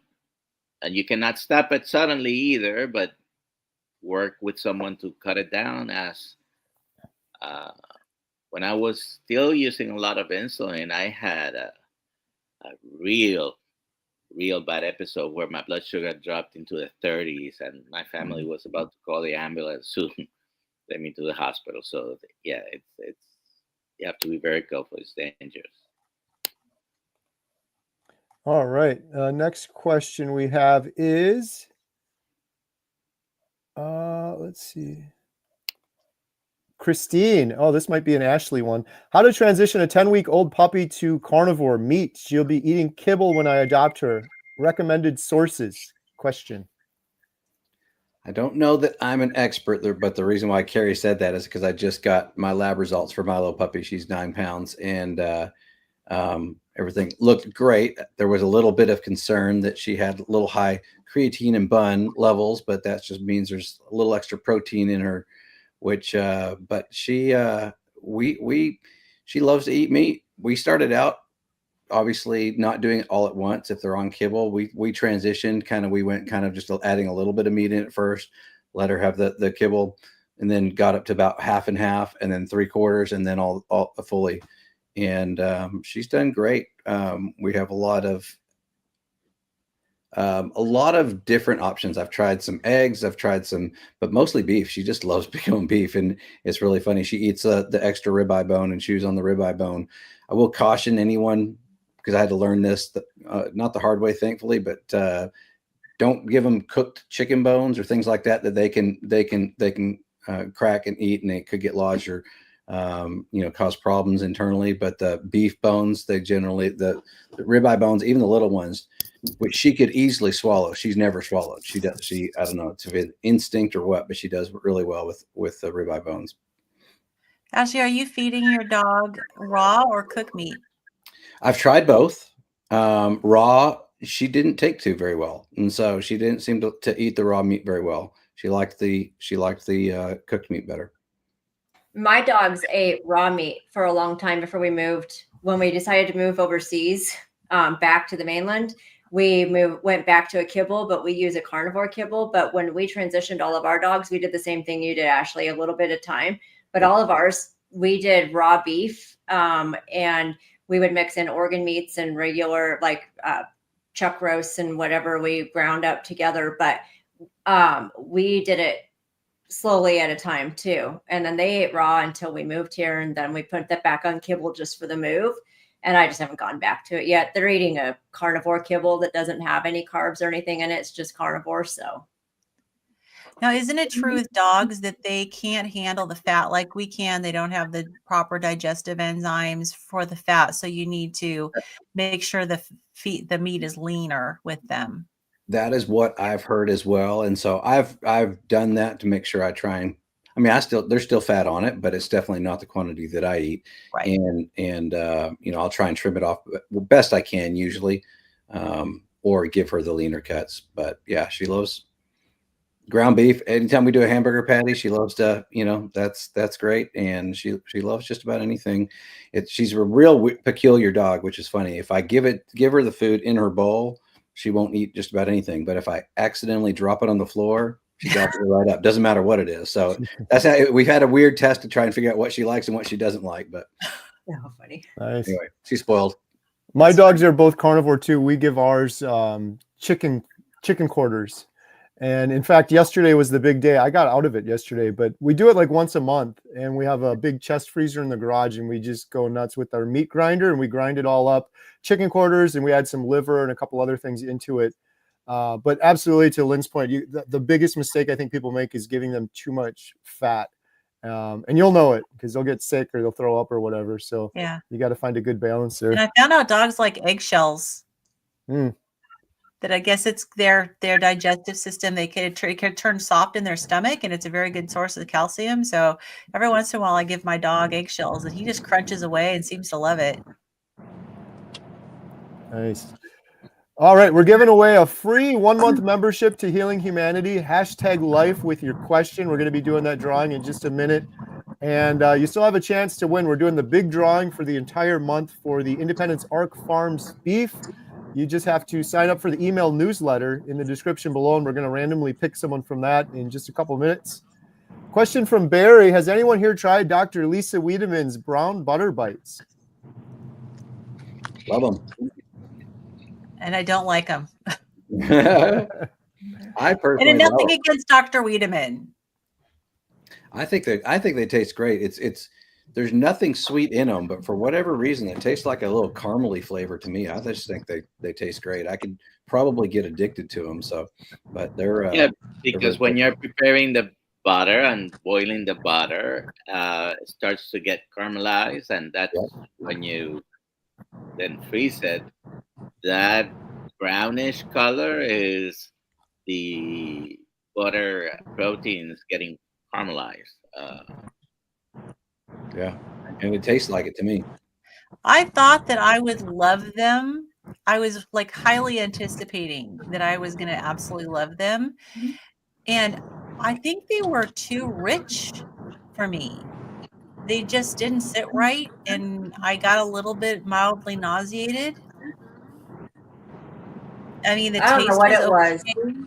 But I think it was that melting, like I couldn't chew them fast enough and get them down my throat fast enough. And they just got that weird texture. I don't know what it was, but I learned how to make them from her, and I wanted to love them too. I wanted to love them. Yeah. So obviously it's personal preference. So I just try them, see if you like them. Yeah. Gunther, thank you. $20 super chat. Kerry, during your lion diet phase, what did you typically eat? Was it grass-fed? If you ate ground meat, what was the lean fat percentage? Did you add any fat trimmings or suet? And if so, how much? How many meals a day? Oh, wow. I am a bad person to answer this, but I'm going to try my best. I'm actually doing lion right now for a couple of days. I did lion for 70 days, and then I think I did it for like 90 days. The first time I did it, it was mostly grass-fed, grass-finished beef from my neighbor, and it was roasts, and it was steaks, and it was a lot of ground beef and a lot of patties. The second time I did it, it was a little mix of everything because I got stuff from Costco too, so there's some grain-fed stuff in there. What I typically eat, burger patties. That's like on the YouTube channel, I show when I cook a big, beautiful steak. I don't often film cooking a burger patty, but that is what I've eaten the most of the last 700 days, whether I'm doing lion or not. Lots and lots of burger patties. I do add salt. I used to do the Redmond salt. Now I do the Malden's, like the flaky salt. I like the texture a little bit better. In terms of the meat, when I get ground beef, I always try to get the fattest I can find. So whatever's available at the store with more fat in it for the ground beef. I did one time I got a hold of some Wagyu ground beef, and that messed me up. There's a lot of fat in that meat. I don't know if you guys have tried that or not, but the particular stuff I got was the only time in 700 days on carnivore that I had an upset stomach, and it was from consuming way too much fat. But other than that, I just get whatever the fattiest ground beef is available. A lot of times now, I try to get stuff from my neighbor that's grass-fed, grass-finished. In fact, they just got a new stockpile. So Jen and I were talking about going over there. They've been out for a long time of all the good stuff. So I would go to Costco, and a lot of times I'll get the 3-pack of ground beef that they have at Costco. That's kind of my go-to. And I'll cook one of those up, and that'll be a meal. And I'll usually do that twice a day, the steak or a roast. The last thing I'll say real quick is my other big go-to is slow-cooked meats. I did that a lot on Lion Diet. The beef stew chunks. And I mentioned earlier, I did an amazing, it was so simple, just this chuck roast in the slow cooker on low overnight. Like I said, I'm doing Lion again now for like a week. I'm not strict on it. I just feel better doing Lion, so I'm sticking to that. I did a fast, and I wanted to come out of the fast and do Lion for a while. So I'm going to be eating a lot of chuck roasts and a lot of burger patties. So hope that helps. Thank you so much for the super chat. Question from Sue. Has anyone heard of people with MS doing carnivore? Yes. Yes. You had someone on the channel, Kerry? Yeah, I think I've had 2 or 3 now on the channel. And Dave Mack, I'm going to shout out Dave Mack because he's had even more. And I think Dave has a whole playlist. And the incredible thing with Dave is he had one person on there that had brain scans, and they had lesions. And then they did carnivore, and then they had brain scans, and the lesions were shrinking, which is incredible. Like having that actual proof before and after is crazy. I had a woman, Emily Penton too, that she had MS, and she has people on her channel also that she's interviewed that had MS. Yeah, Emily Penton, Penton. She's got an incredible story. Check her out. I had a woman on my channel, Diane Ladd, Ladd, from Boston. She's coming out to our meetup. She's got a great story. She has MS, and she was talking about the battery of tests that she had to go through. One of them she described, it almost sounded like a sobriety test, like balance and things like that. And she noticed drastic improvements after going carnivore, and then some other symptoms she was having as well. So yeah, there's a lot of stories with MS out there. And I think Dr. Chafee's working on a case study or something in regards to MS. I might be wrong on that. I know he's doing one on congestive heart failure. I think he's doing one on MS too. Paul Beater said that Dr. Baker's doing one on it. Dr. Baker. There we go. Yeah. So there's some resources. So yes, quite a few, Sue, quite a few. And if you look on YouTube and just search MS carnivore, you'll find videos. Yeah. You can pretty much say anything with carnivore and you'll find videos. Chris Turns, $5 super chat. Lynn won't eat butter bites, but advocates for eating bait. Oh my goodness. You're never going to live that down. Chris Stearns, his idea of bait is sardines. So, and I don't know, advocates is a strong word, Chris, because I don't eat sardines myself because I have been very leery because of my histamine issues, but I do know that people have a lot of benefit, and it is a good source of omega-3 fatty acids, which is good for you. If you tolerate them and you like them, but it's another alternative. Yes. All right. Hey, our friend Nourishment Redacted Ellie just got back from Costco, bought a ton of meat and a new oven. It has a bacon button. Very fancy. That's awesome. Wow. we're going to be seeing Ellie and Papa Carnivore and Dr. Nelson in Tampa. Are you looking forward to Tampa, Dr. Nelson? I am looking forward, but I don't know if I have to go to Alaska before that or after. Oh, wow. So there is a chance. I already paid and everything, but we'll see. We'll see. Hope to see you there. You know, Emma's coming with this time, and she's going to be sharing her story. And for those that don't know, Dr. Nelson is Emma's favorite doctor of all the carnivore doctors. That's the truth. She said that several times now. So looking forward to hanging out in Tampa. All right. We got to. Yeah, now you got to go. You got to make it. Crystal said, can egg and chicken aversion allergy be healed with carnivore? I would be concerned with egg, because the whites are high histamine. So I wouldn't be, if you have issues, I wouldn't start out eating it, but it might be a histamine thing. And then chicken also can be a problem if you have histamine issues. So I would stay away from them and stick with beef. And if you like lamb and, but I had trouble. It took me a long time before I could do eggs because of my histamine issues. And on chicken, I have some chicken that will make my throat swell and I'll have a histamine reaction, and then other chicken not. And I seem to do better with like organic chicken versus a conventional chicken. But after I avoided it for a long time and got, drained that histamine bucket, I've been able to handle more, but I still have to be really careful with chicken, but I'm much better with eggs. Maybe Dr. Nelson can address that too.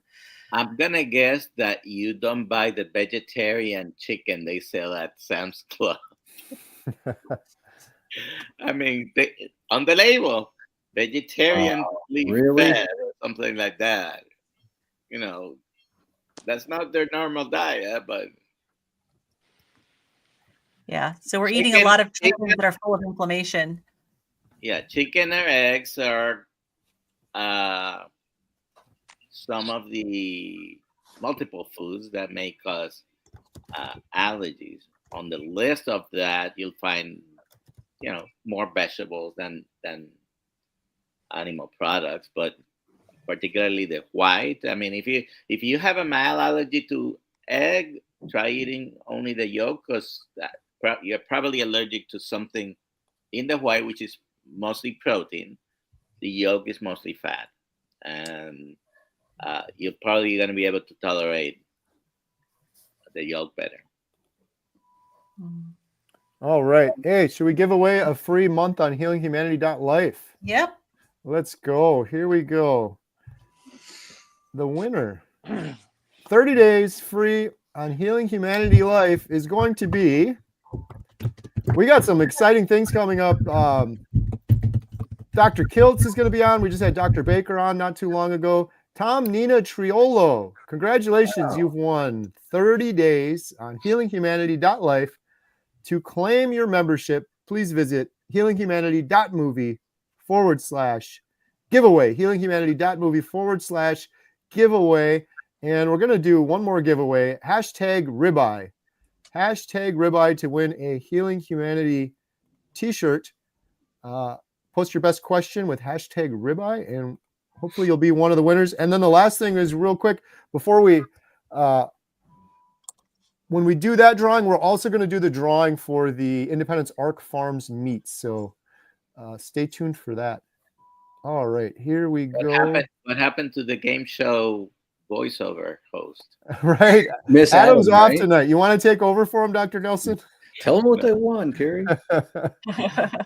All right. So the final giveaway of the night is #ribeye. Post your best question with #ribeye. All right. The next question we have, Sisse, what sort of people are inclined to go carnivore? Any thoughts? Desperate, maybe? Yeah, I agree. I think that, what I've found is a lot of people who are a little older, I find, are who have, it's given enough time for them to develop some issues, whether it be joint pain, diabetes, high blood pressure, digestive issues, psychiatric issues, whether it be depression, anxiety. I mean, I think that's what I wish more younger people, would be attracted to this lifestyle. But when, it's like my kids, they're 30 and 27, they're in great health. And it's just hard, unless there's some major issue that they've got. Like Nia is very young, she's in her 30s, but she had digestive issues for years, Yeah, I it's a agree, lot of Lynn. people who don't find Desperation. answers. Yeah, they don't find answers. And so many of us were so ill and we're frustrated not finding answers. I had gone to 17 different types of doctors with no answers. And even when I finally did get a diagnosis, I really didn't get any help because the doctor who diagnosed me didn't even really know how to treat what I was dealing with. So I think there's a lot of people who are in that situation. They're just frustrated because they don't know what to do and they just want their life back. I was tired of chemotherapy. I mean, truly, I was so sick of getting the infections from not having an immune system that I had to find some way. And I had no idea the immense healing I was going to find on this. Mm-hmm. Yeah, I think there's a lot of people too that I found have a real intellectual curiosity. You develop this bit of cynicism as you try to navigate the healthcare system and try to get answers, and you find that you're not getting it. And, you start to question, you start to ask questions, and you develop this intellectual curiosity. And the farther you go down that rabbit hole, the more open I think you are to what's considered an alternative viewpoint, which is really what I hope we're not alternative for long. But the more you start to investigate other things, the more you can see, wow, there's so much science supporting this that nobody's telling us. But how you get there usually has to do with being sick and tired of being sick and tired. Yeah. The other one is for the lot of people who are yo-yoing up and down, have tried every diet plan. For me, it was, I tried everything, Weight Watchers. I tried all different things. And then I went keto, and the keto just, it was great for a start, but it just, the amount of cheating you're allowed to do, and all the different blueberries and keto treats, and so there are a lot of people who they're overweight and they're just really struggling to find something that will keep the weight off and that they won't feel like they're starving themselves, because every other diet plan, you're either eating food that tastes horrible, or they're just sick and tired of being overweight and they don't know what to do. Good stuff. Dr. Nelson stole my answer. Sick and tired of sick and tired. Hmm. Hey, real quick, there's a lot of new people. I have a report. Last week I had another cystoscopy. It was clean. And a urine test for cancer cells, it was negative. Yay. I'm so happy to hear that. Congratulations. That's amazing. Amazing. Good stuff. All right. I'm going to share this real quick because there's a lot of new people that jumped on. If you want to see, attend this amazing meetup, if you didn't hear this earlier, Tampa meetup, February 8th, put on by Dr. Kiltz, Carnivore Q A panel. There's a bunch of different options, a ton of amazing guests, including Dr. Ovadia, Dr. Boz, Dr. Nelson, Bella's going to be there, Dr. Lisa Wiedemann, Dr. Kelly Ritter.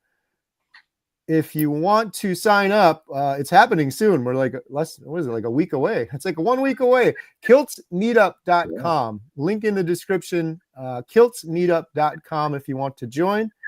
And we have a super chat from Brian. What are your thoughts on store-bought bone broth like Kettle and Fire? They say 0 carbs, but they have a lot of vegetables listed in the ingredients. I make my own. Yeah, me too. Yep. I'm with you. I make my own. Well, when I do have bone broth, it's the ones that I make my own. I wish I would make it more often, but I've experimented with vegetables throughout my ketogenic journey, and they always mess my stomach up. And I imagine in liquid form, it probably wouldn't be any better. So even though it's 0 carb, I would steer clear of that. I guess some people might be okay with it, but I guess everyone's on their own journey, right? I don't see how you would put vegetables in bone broth. That to me doesn't make any sense. Right. Got to add some filler. I've had too much healing to want to introduce any vegetables into me to try to mess me up again and try to kill me. Yeah. Thank you, Brian, for the super chat. All right. We have a good question here. Where did it go? Nola Carnivore Daryl, how's it going, buddy? What is your go-to snack for when traveling? Mine is what Ashley's holding right there on the screen. Homemade beef jerky. A whole backpack full of it, depending on the plane ride. I do hard-boiled eggs and pre-cooked bacon, or even like pre-cooked sausages. Yeah. First bacon. Yeah. And Renee makes pemmican. And pemmican. Even steaks that are done, you can refrigerate, chop them up, and have those cold too. I do backpack bacon. The purse bacon wasn't enough. I think Nia had a video about making homemade pemmican or something. Renee has one too, I think. Oh, yeah, wow. I have one. Oh, good. Nice. I haven't done it yet. I've been anxious to try it. Check out those videos too. Just a reminder, if you want to enter to win the t-shirt we're giving away, it's #ribeye, but you have to follow each of the individuals in the chat. There's a link for Renee's channel, Ashley's channel, Lynn, Dr. Nelson, a video that Papa Carnivore did. So go make sure you subscribe to each of them, and you can go check out some of these recipes and some of the videos we're talking about. All right. Our Dan reminded us too of one more snack. It was the Emma and Kerry did the Carnivore Pringles pork loin chips. Yeah, here Pop Eater mentioned that one too. Yeah, go. Emma just did a video on those. Those are incredible. We just to give credit where due, we learned that from Laura Spath. When Adam and I filmed her and Chris, she made those, and it's just pork loin, and they're thinly sliced and they're dehydrated, and then you use Redmond's popcorn salt, which is a really fine salt. And like, I'll tell you what, blind taste test. I didn't taste the Pringles. I tried to get Emma to do it, but she wouldn't do it. But I don't think you could tell the difference. It is crunchy, delicious. That popcorn salt is something. But fair warning, as Pop Eater said here, they are kind of addictive. Are you going to make some and bring them to Austin so we can all try it? I think I might, but I'm sorry. By the time I get there, I'll probably be eating them all on the plane. I'll have to bring an extra backpack full of them. Yes, please. I usually bring a backpack full of bacon and meat chips or beef jerky, but it doesn't usually make it out on the other end of the plane ride. But the Austin one isn't too long, so I'll try to. Here, I'll make Emma do it. She did the last one, so she loves them too. Bag. That way it'll be safe underneath in the airplane. Right. Okay, the next question we have. How do I know if I no longer need thyroid medications? Test, don't guess. There we go. Test, don't guess. Any specific tests they should be asking for that Dr. Nelson, that their doctor may not automatically order? Well, it depends if they have any baseline, if they know they have Hashimoto's and they have antibodies or not. I mean, those at some point should have been done, but PT3, PT4, and TSH primarily. If you're already medications and they already did all the baseline tests, that's what's going to tell you whether you're within range or not. And changes in the thyroid are very slow. So once you change those, you should come down slowly. And once you make a change in the dose, you have to wait 6 weeks before you do tests again to see if there is any significant change. Because doing a test 3 days after making a change or a week is not going to give you a good picture. But symptoms and testing the numbers, I mean. Yeah, now my doctor had me actually just stop taking my thyroid medication, but mine was a completely different situation. The concern with me is that I was put on it. I was considered subclinical hypothyroid based on symptoms. And that was before I was diagnosed with mast cell activation syndrome many years ago. And so when my doctor What took was me the to, dose you were at? I was at 125, so it wasn't really high. Yeah. So, but what my doctor asked me was, so when you were put on it, did it make you feel better? And my answer was no, because it wasn't treating the right problem. And I know that there are a lot of people like me who get put on it just for like symptoms, and not the lab tests aren't there. So, you know, in my case, I was able to go off of it, but we definitely retested to make sure my thyroid hormones were not affected by it, and they weren't. All right. We have a question from Deborah. I'm insulin resistant and struggling to get my glucose down. In a day, I can be fasting 123, then 140, then 147, and then drop to 109. Carnivore since January 1st. Any ideas? Well, you're still insulin resistant, and this might, depending on how long you have been in that zone, right? It might take you a while. I mean, I've been keto for over 2 years. I've been 1.5 years carnivore, and I'm still insulin resistant and trying to find that happy medium, which usually is, a couple of steaks a day or a steak a day. But you have to be consistent, and the fasting helps you get into ketosis. Restricting, this is a woman, so I don't know if you're doing 16-8 or does she say she's eating once a day? Doesn't say. But if you're doing 16-8 or 20-4, you have a meal for hours later, you have another meal, and that's it.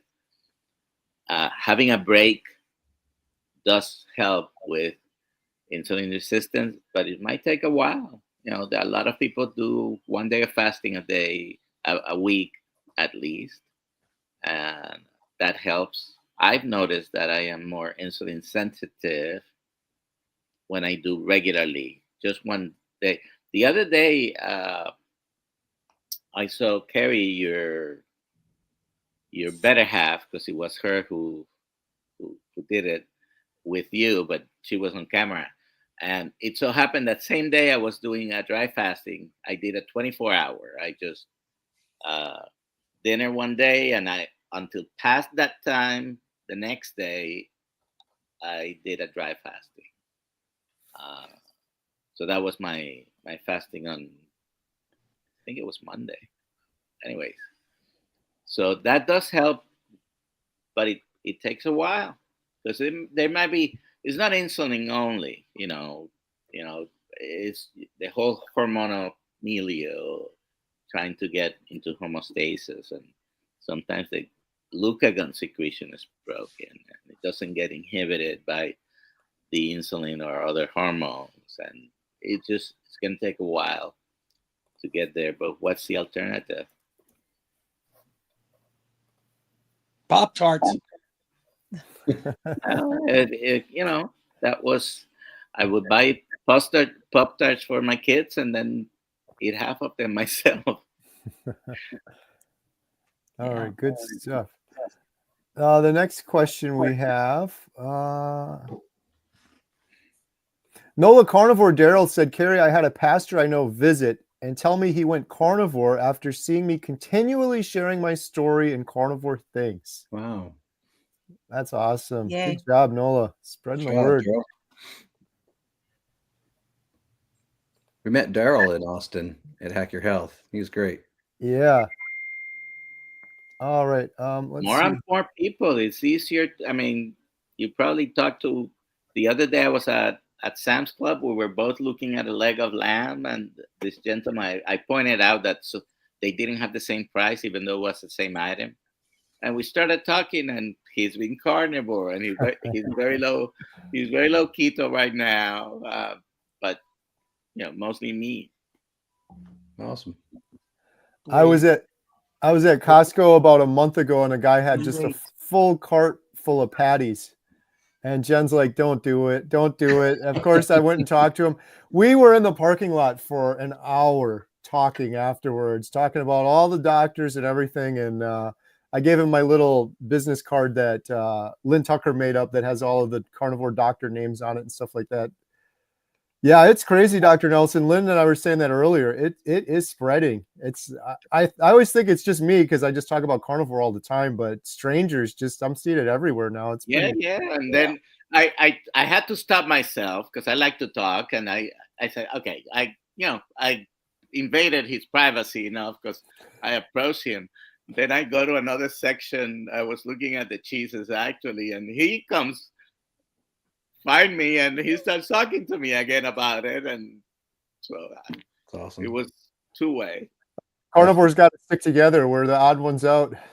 I text Kerry after this because it was funny. I was getting my blood drawn earlier this week, and I'm sitting there conversing with the lady who's working and trying to get the needle in there and all that. And Kerry's YouTube video pops up with the big Maggie picture on the front with her flexing, and I just turned it around to the lady. I said, guess how old she is. And she goes, she takes a guess, 54. I said, would you believe she's 83? She's like, what? And so that just struck up the whole conversation. I love like the shock factor. Sometimes it's just like, it's nuts, but she was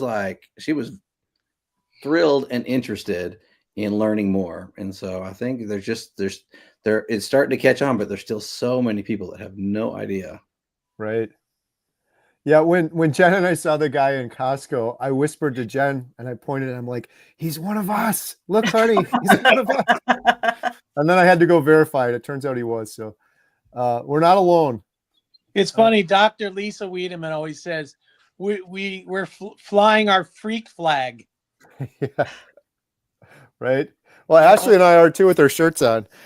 My other shirt, I eat only meat. Ask me why. That one usually. I have my food pyramid. Oh, nice. Yeah. There we go. Diego Ramirez just made a Powerball. Nice. Powerball. Question from News and Info Joe. I keep hearing the rendered fat and what it does. I guess I don't need to up my fat because anytime I eat butter off the stick, it happens. Yeah, it sounds like you're probably getting more than enough. Maybe more than enough. Yes. Yeah. We've got a comment from Target Prime Rib. He's got a suitcase bacon. There we go. Nice. I've only elevated to the backpack, not suitcase yet, but maybe on the next is what, an SUV bacon? Right. Crunk bacon. Here's a good question from Boo. Any way to keep diarrhea to a minimum during the first weeks on carnivore? I drive all day for my job. It's a tough one. Stay away from rendered fat. Yeah. Better buy some adult diapers. Yeah, maybe back off on the fat because if you're not fat adapted, and just slowly ease into the fat. Yeah, easy into it. Yeah. Good tips. Yeah. I know too, like, well, if you already started, then you're on your way. So just do it. But for some people easing into carnivore, they may have less diarrhea those first 2 weeks. Like transitioning from keto into carnivore versus just standard American diet straight to a bunch of meat. But if you've already gone, I would keep going and just make sure you reduce the fat a little bit. Yeah, I definitely. And if you're drinking coffee, maybe back off the coffee, see if that helps, because coffee is a laxative. And now when you're not eating all these carbs, you might have more of a laxative effect from it. Not everybody does, but. And I ended up having to take a lipase supplement to get mine under control because mine was completely uncontrolled for way longer than 2 weeks. It was months of it. Been there, done that. Brett just put your favorite quote in the comments there, Dr. Nelson. Never trust a fart. Right. All right. We're getting there. Let's see. Got a couple more questions. Carnivore Dan said, Maggie's guns are bigger than mine. Yeah. Mine and Adam's as well. She outworked us for sure. One of the cool things with that Maggie video was she left a long comment. I don't know if you guys saw that, but she left a long comment for Dr. Baker. Dr. Baker's a huge fan, so I'm hoping to hook them up so he can interview her on his channel. Daryl said, how many carnivores start talking with someone about carnivore and realize an hour seems like a minute? Yep, for sure. Yes. In there. That's why I love those meetups, because it's like, it's crazy how much time can fly by. You have no idea. You're just sitting there talking, having a great conversation, and look up and there goes an hour. On our last live stream, me and Kerry talked for an hour and 50 minutes, and it flew by like it was 5 minutes. That was crazy. Yeah, that was a good conversation. Yeah. All right, we've got a question from Colleen, and I'm going to get ready to do the random drawing for the Independence Arc Farms. But we got like 2 more questions here, so stay tuned. Here's a question. Maybe Lynn, if you don't mind reading this one, I'm going to jump over and I'll be right back. Yeah, sure. So Colleen in Colorado says 72-year-old female, 355 days carnivore. Why do I wake up at 3 to 3:30 a.m. most every night? Love you all. You are helping so many. Oh, that's nice. Well, time guess you go what? to That's bed? when I get up. I'm up at 3:30, 4:30. I mean, you know, if you go to bed fairly early, and a lot of older people do, then you're going to wake up early too. But I've also heard too from so many people, my husband included, Mm-hmm. that he doesn't need as much sleep since he went carnivore. Yeah. Yeah, it's a really, really common thing. I think my question would be, do you wake up and do you feel rested? Right. Or do you feel tired? If you wake up and you feel rested, I wouldn't worry about it. Your day is going to be really productive. So any other thoughts from you guys? I actually require more sleep now than I did before, but I think it's because I have so much healing that's going on in my body. Like I used to be able to live on 5 or 6 hours of sleep, especially when I was a nurse and working 12-hour shifts. And now I'm like 8 to 9 hours. And if I get less than that, I feel dead. So I think that some of us go the opposite way, depending on how much healing our body has to do. I agree. Absolutely. And it may be a really good sign that you don't have nearly as much healing left potentially. Yeah. So, but yeah, I would definitely, I mean, it's hard to say. I wouldn't classify it as insomnia if you're feeling rested. Mm-hmm. Yeah, absolutely. You know, the quality of your sleep may be improving. I don't know if you use like a smartwatch or anything that gives you your breakdown of your sleep, but you know, if you do, you might want to look on the app and see, because it'll break down whether, you know, how much of your sleep is your REM sleep, your deep sleep, your light sleep, and you may be having really good quality sleep and you just don't need as much. So how you coming along, Kerry? I've almost got it. It's just going to take me a minute. Yeah, and we also have our last for the t-shirt. Drawing. The drawing for the t-shirt as well. Yeah, I'll get that in just a second. Yeah. I'll just add to the sleep conversation. I had one comment on that. I have had the same thing for a while where I'd wake up at 3 a.m. and I fall back asleep. And the first thing I want to say is that second sleep I get is incredible. Like I actually enjoy it. But I've been exercising more recently with the girls over the last couple of weeks. And every time that I exercise, I sleep all the way through the night, which I guess makes sense. But the 3 or 4 times we missed exercising, every single one of those times I wake up. So that may be something too, is your activity level during the day. But to Lynn's point, I think that's exactly what it is. I think we have an energy deficit when we're not eating carnivore because our body's processing all this junk and waste that we don't need, and it takes a big toll on our body. And then when we go carnivore, we almost have excess energy to the point that we just wake up. When I wake up at 3 a.m, I think it's kind of like inconvenient, but I'm never really groggy or tired. It's just my body's like, we're good. This is all you need, kind of thing. So Yeah, it may potentially be that. So, but okay, so we're coming down to the end. So just since while Kerry's getting ready, just want to remind you that we do have our membership site, Healing Humanity Life, and you can get to it by going to healinghumanity.life. It's very easy. And we need to get a new code, but for January, we have got a code. Is it Life J50? Life J50. Yep. Yeah, Life J50. So if you want to try out and just take a trial run on our membership site, you can use that coupon code. It'll give you 50% off of your first month's membership. And so that'll just be $15 for a month of hanging out with us. We've got lots of Zoom calls, and we are a growing community. We are building a site that we hope will be an incredible resource for so many people. And we appreciate having experienced carnivores come in there, help us build our reservoir of information and new brand new carnivores that can come in and learn. So we have a wide range of people in there. We have tons of people that you can use as a support and a resource, and we have other people who are brand new. And it is a very inspiring and encouraging group. So you will find lots of support, and we have great Zoom calls that we're enjoying. And Saturday, again, we have, for those of you who weren't here at the beginning, we do have Dr. Elizabeth Bright on as our expert for an expert Q&A Zoom call. And that is going to be 9 a.m. Central Standard Time. That is not a normal time for us to have Zoom calls.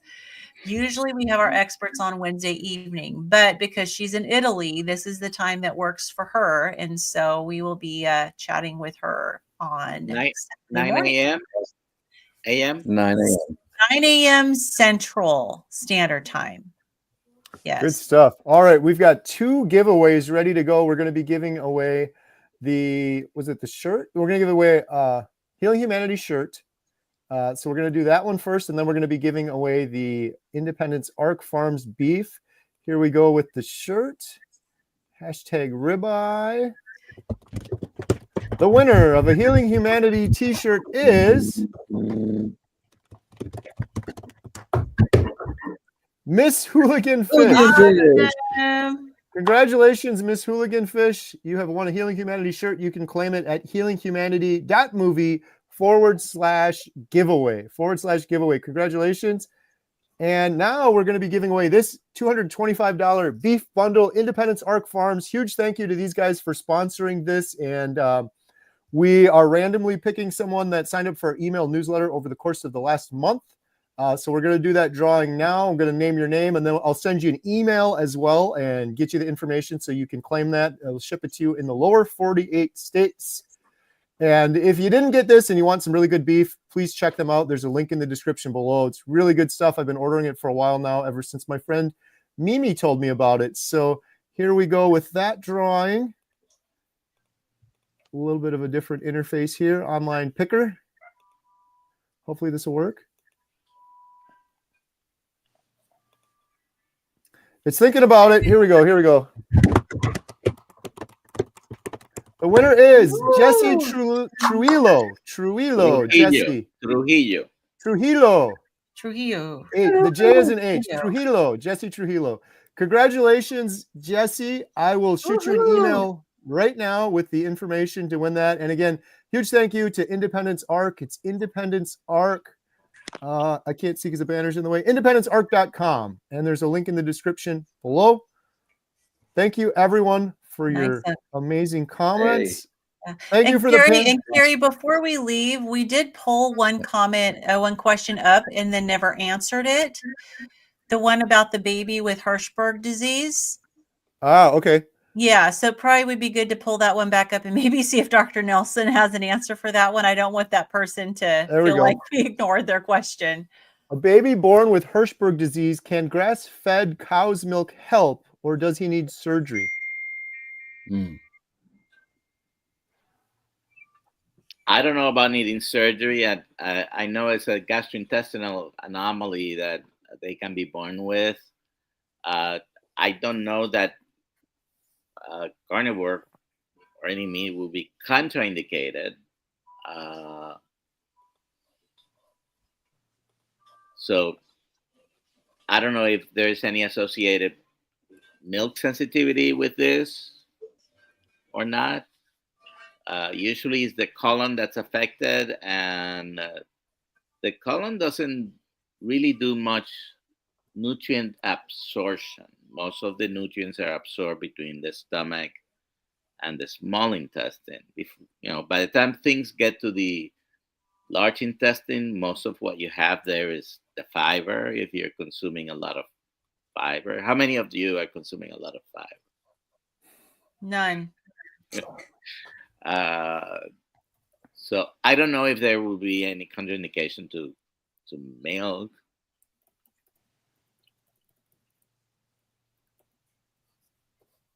Yeah. And I mean, and I worked in GI, but I didn't work in pediatric GI, so I didn't get any experience with Hirschberg's disease.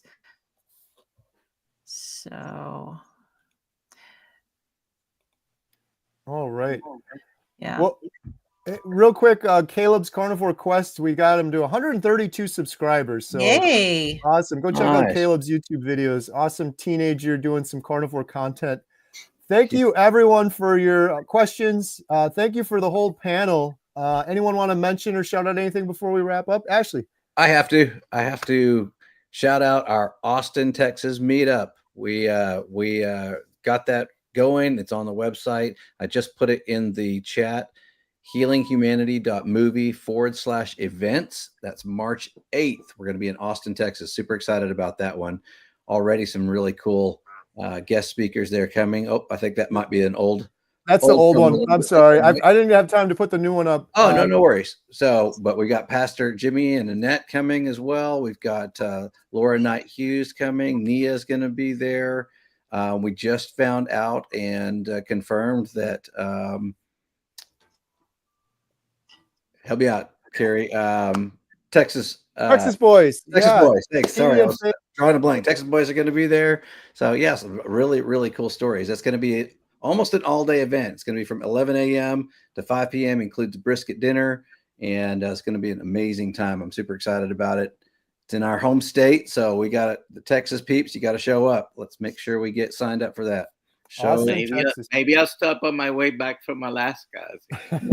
Absolutely should. That's going to be a great tour right there. Warm up with some brisket. Next week in 8 days, Friday night and Saturday, there's the other meetup. Dr. Kiltz. Yeah, we'll shout that out one more time too. If you guys are just kiltzmeetup.com in Tampa, February 8th, Tampa meetup with Dr. Kiltz. So go to kiltzmeetup.com if you want to join that one.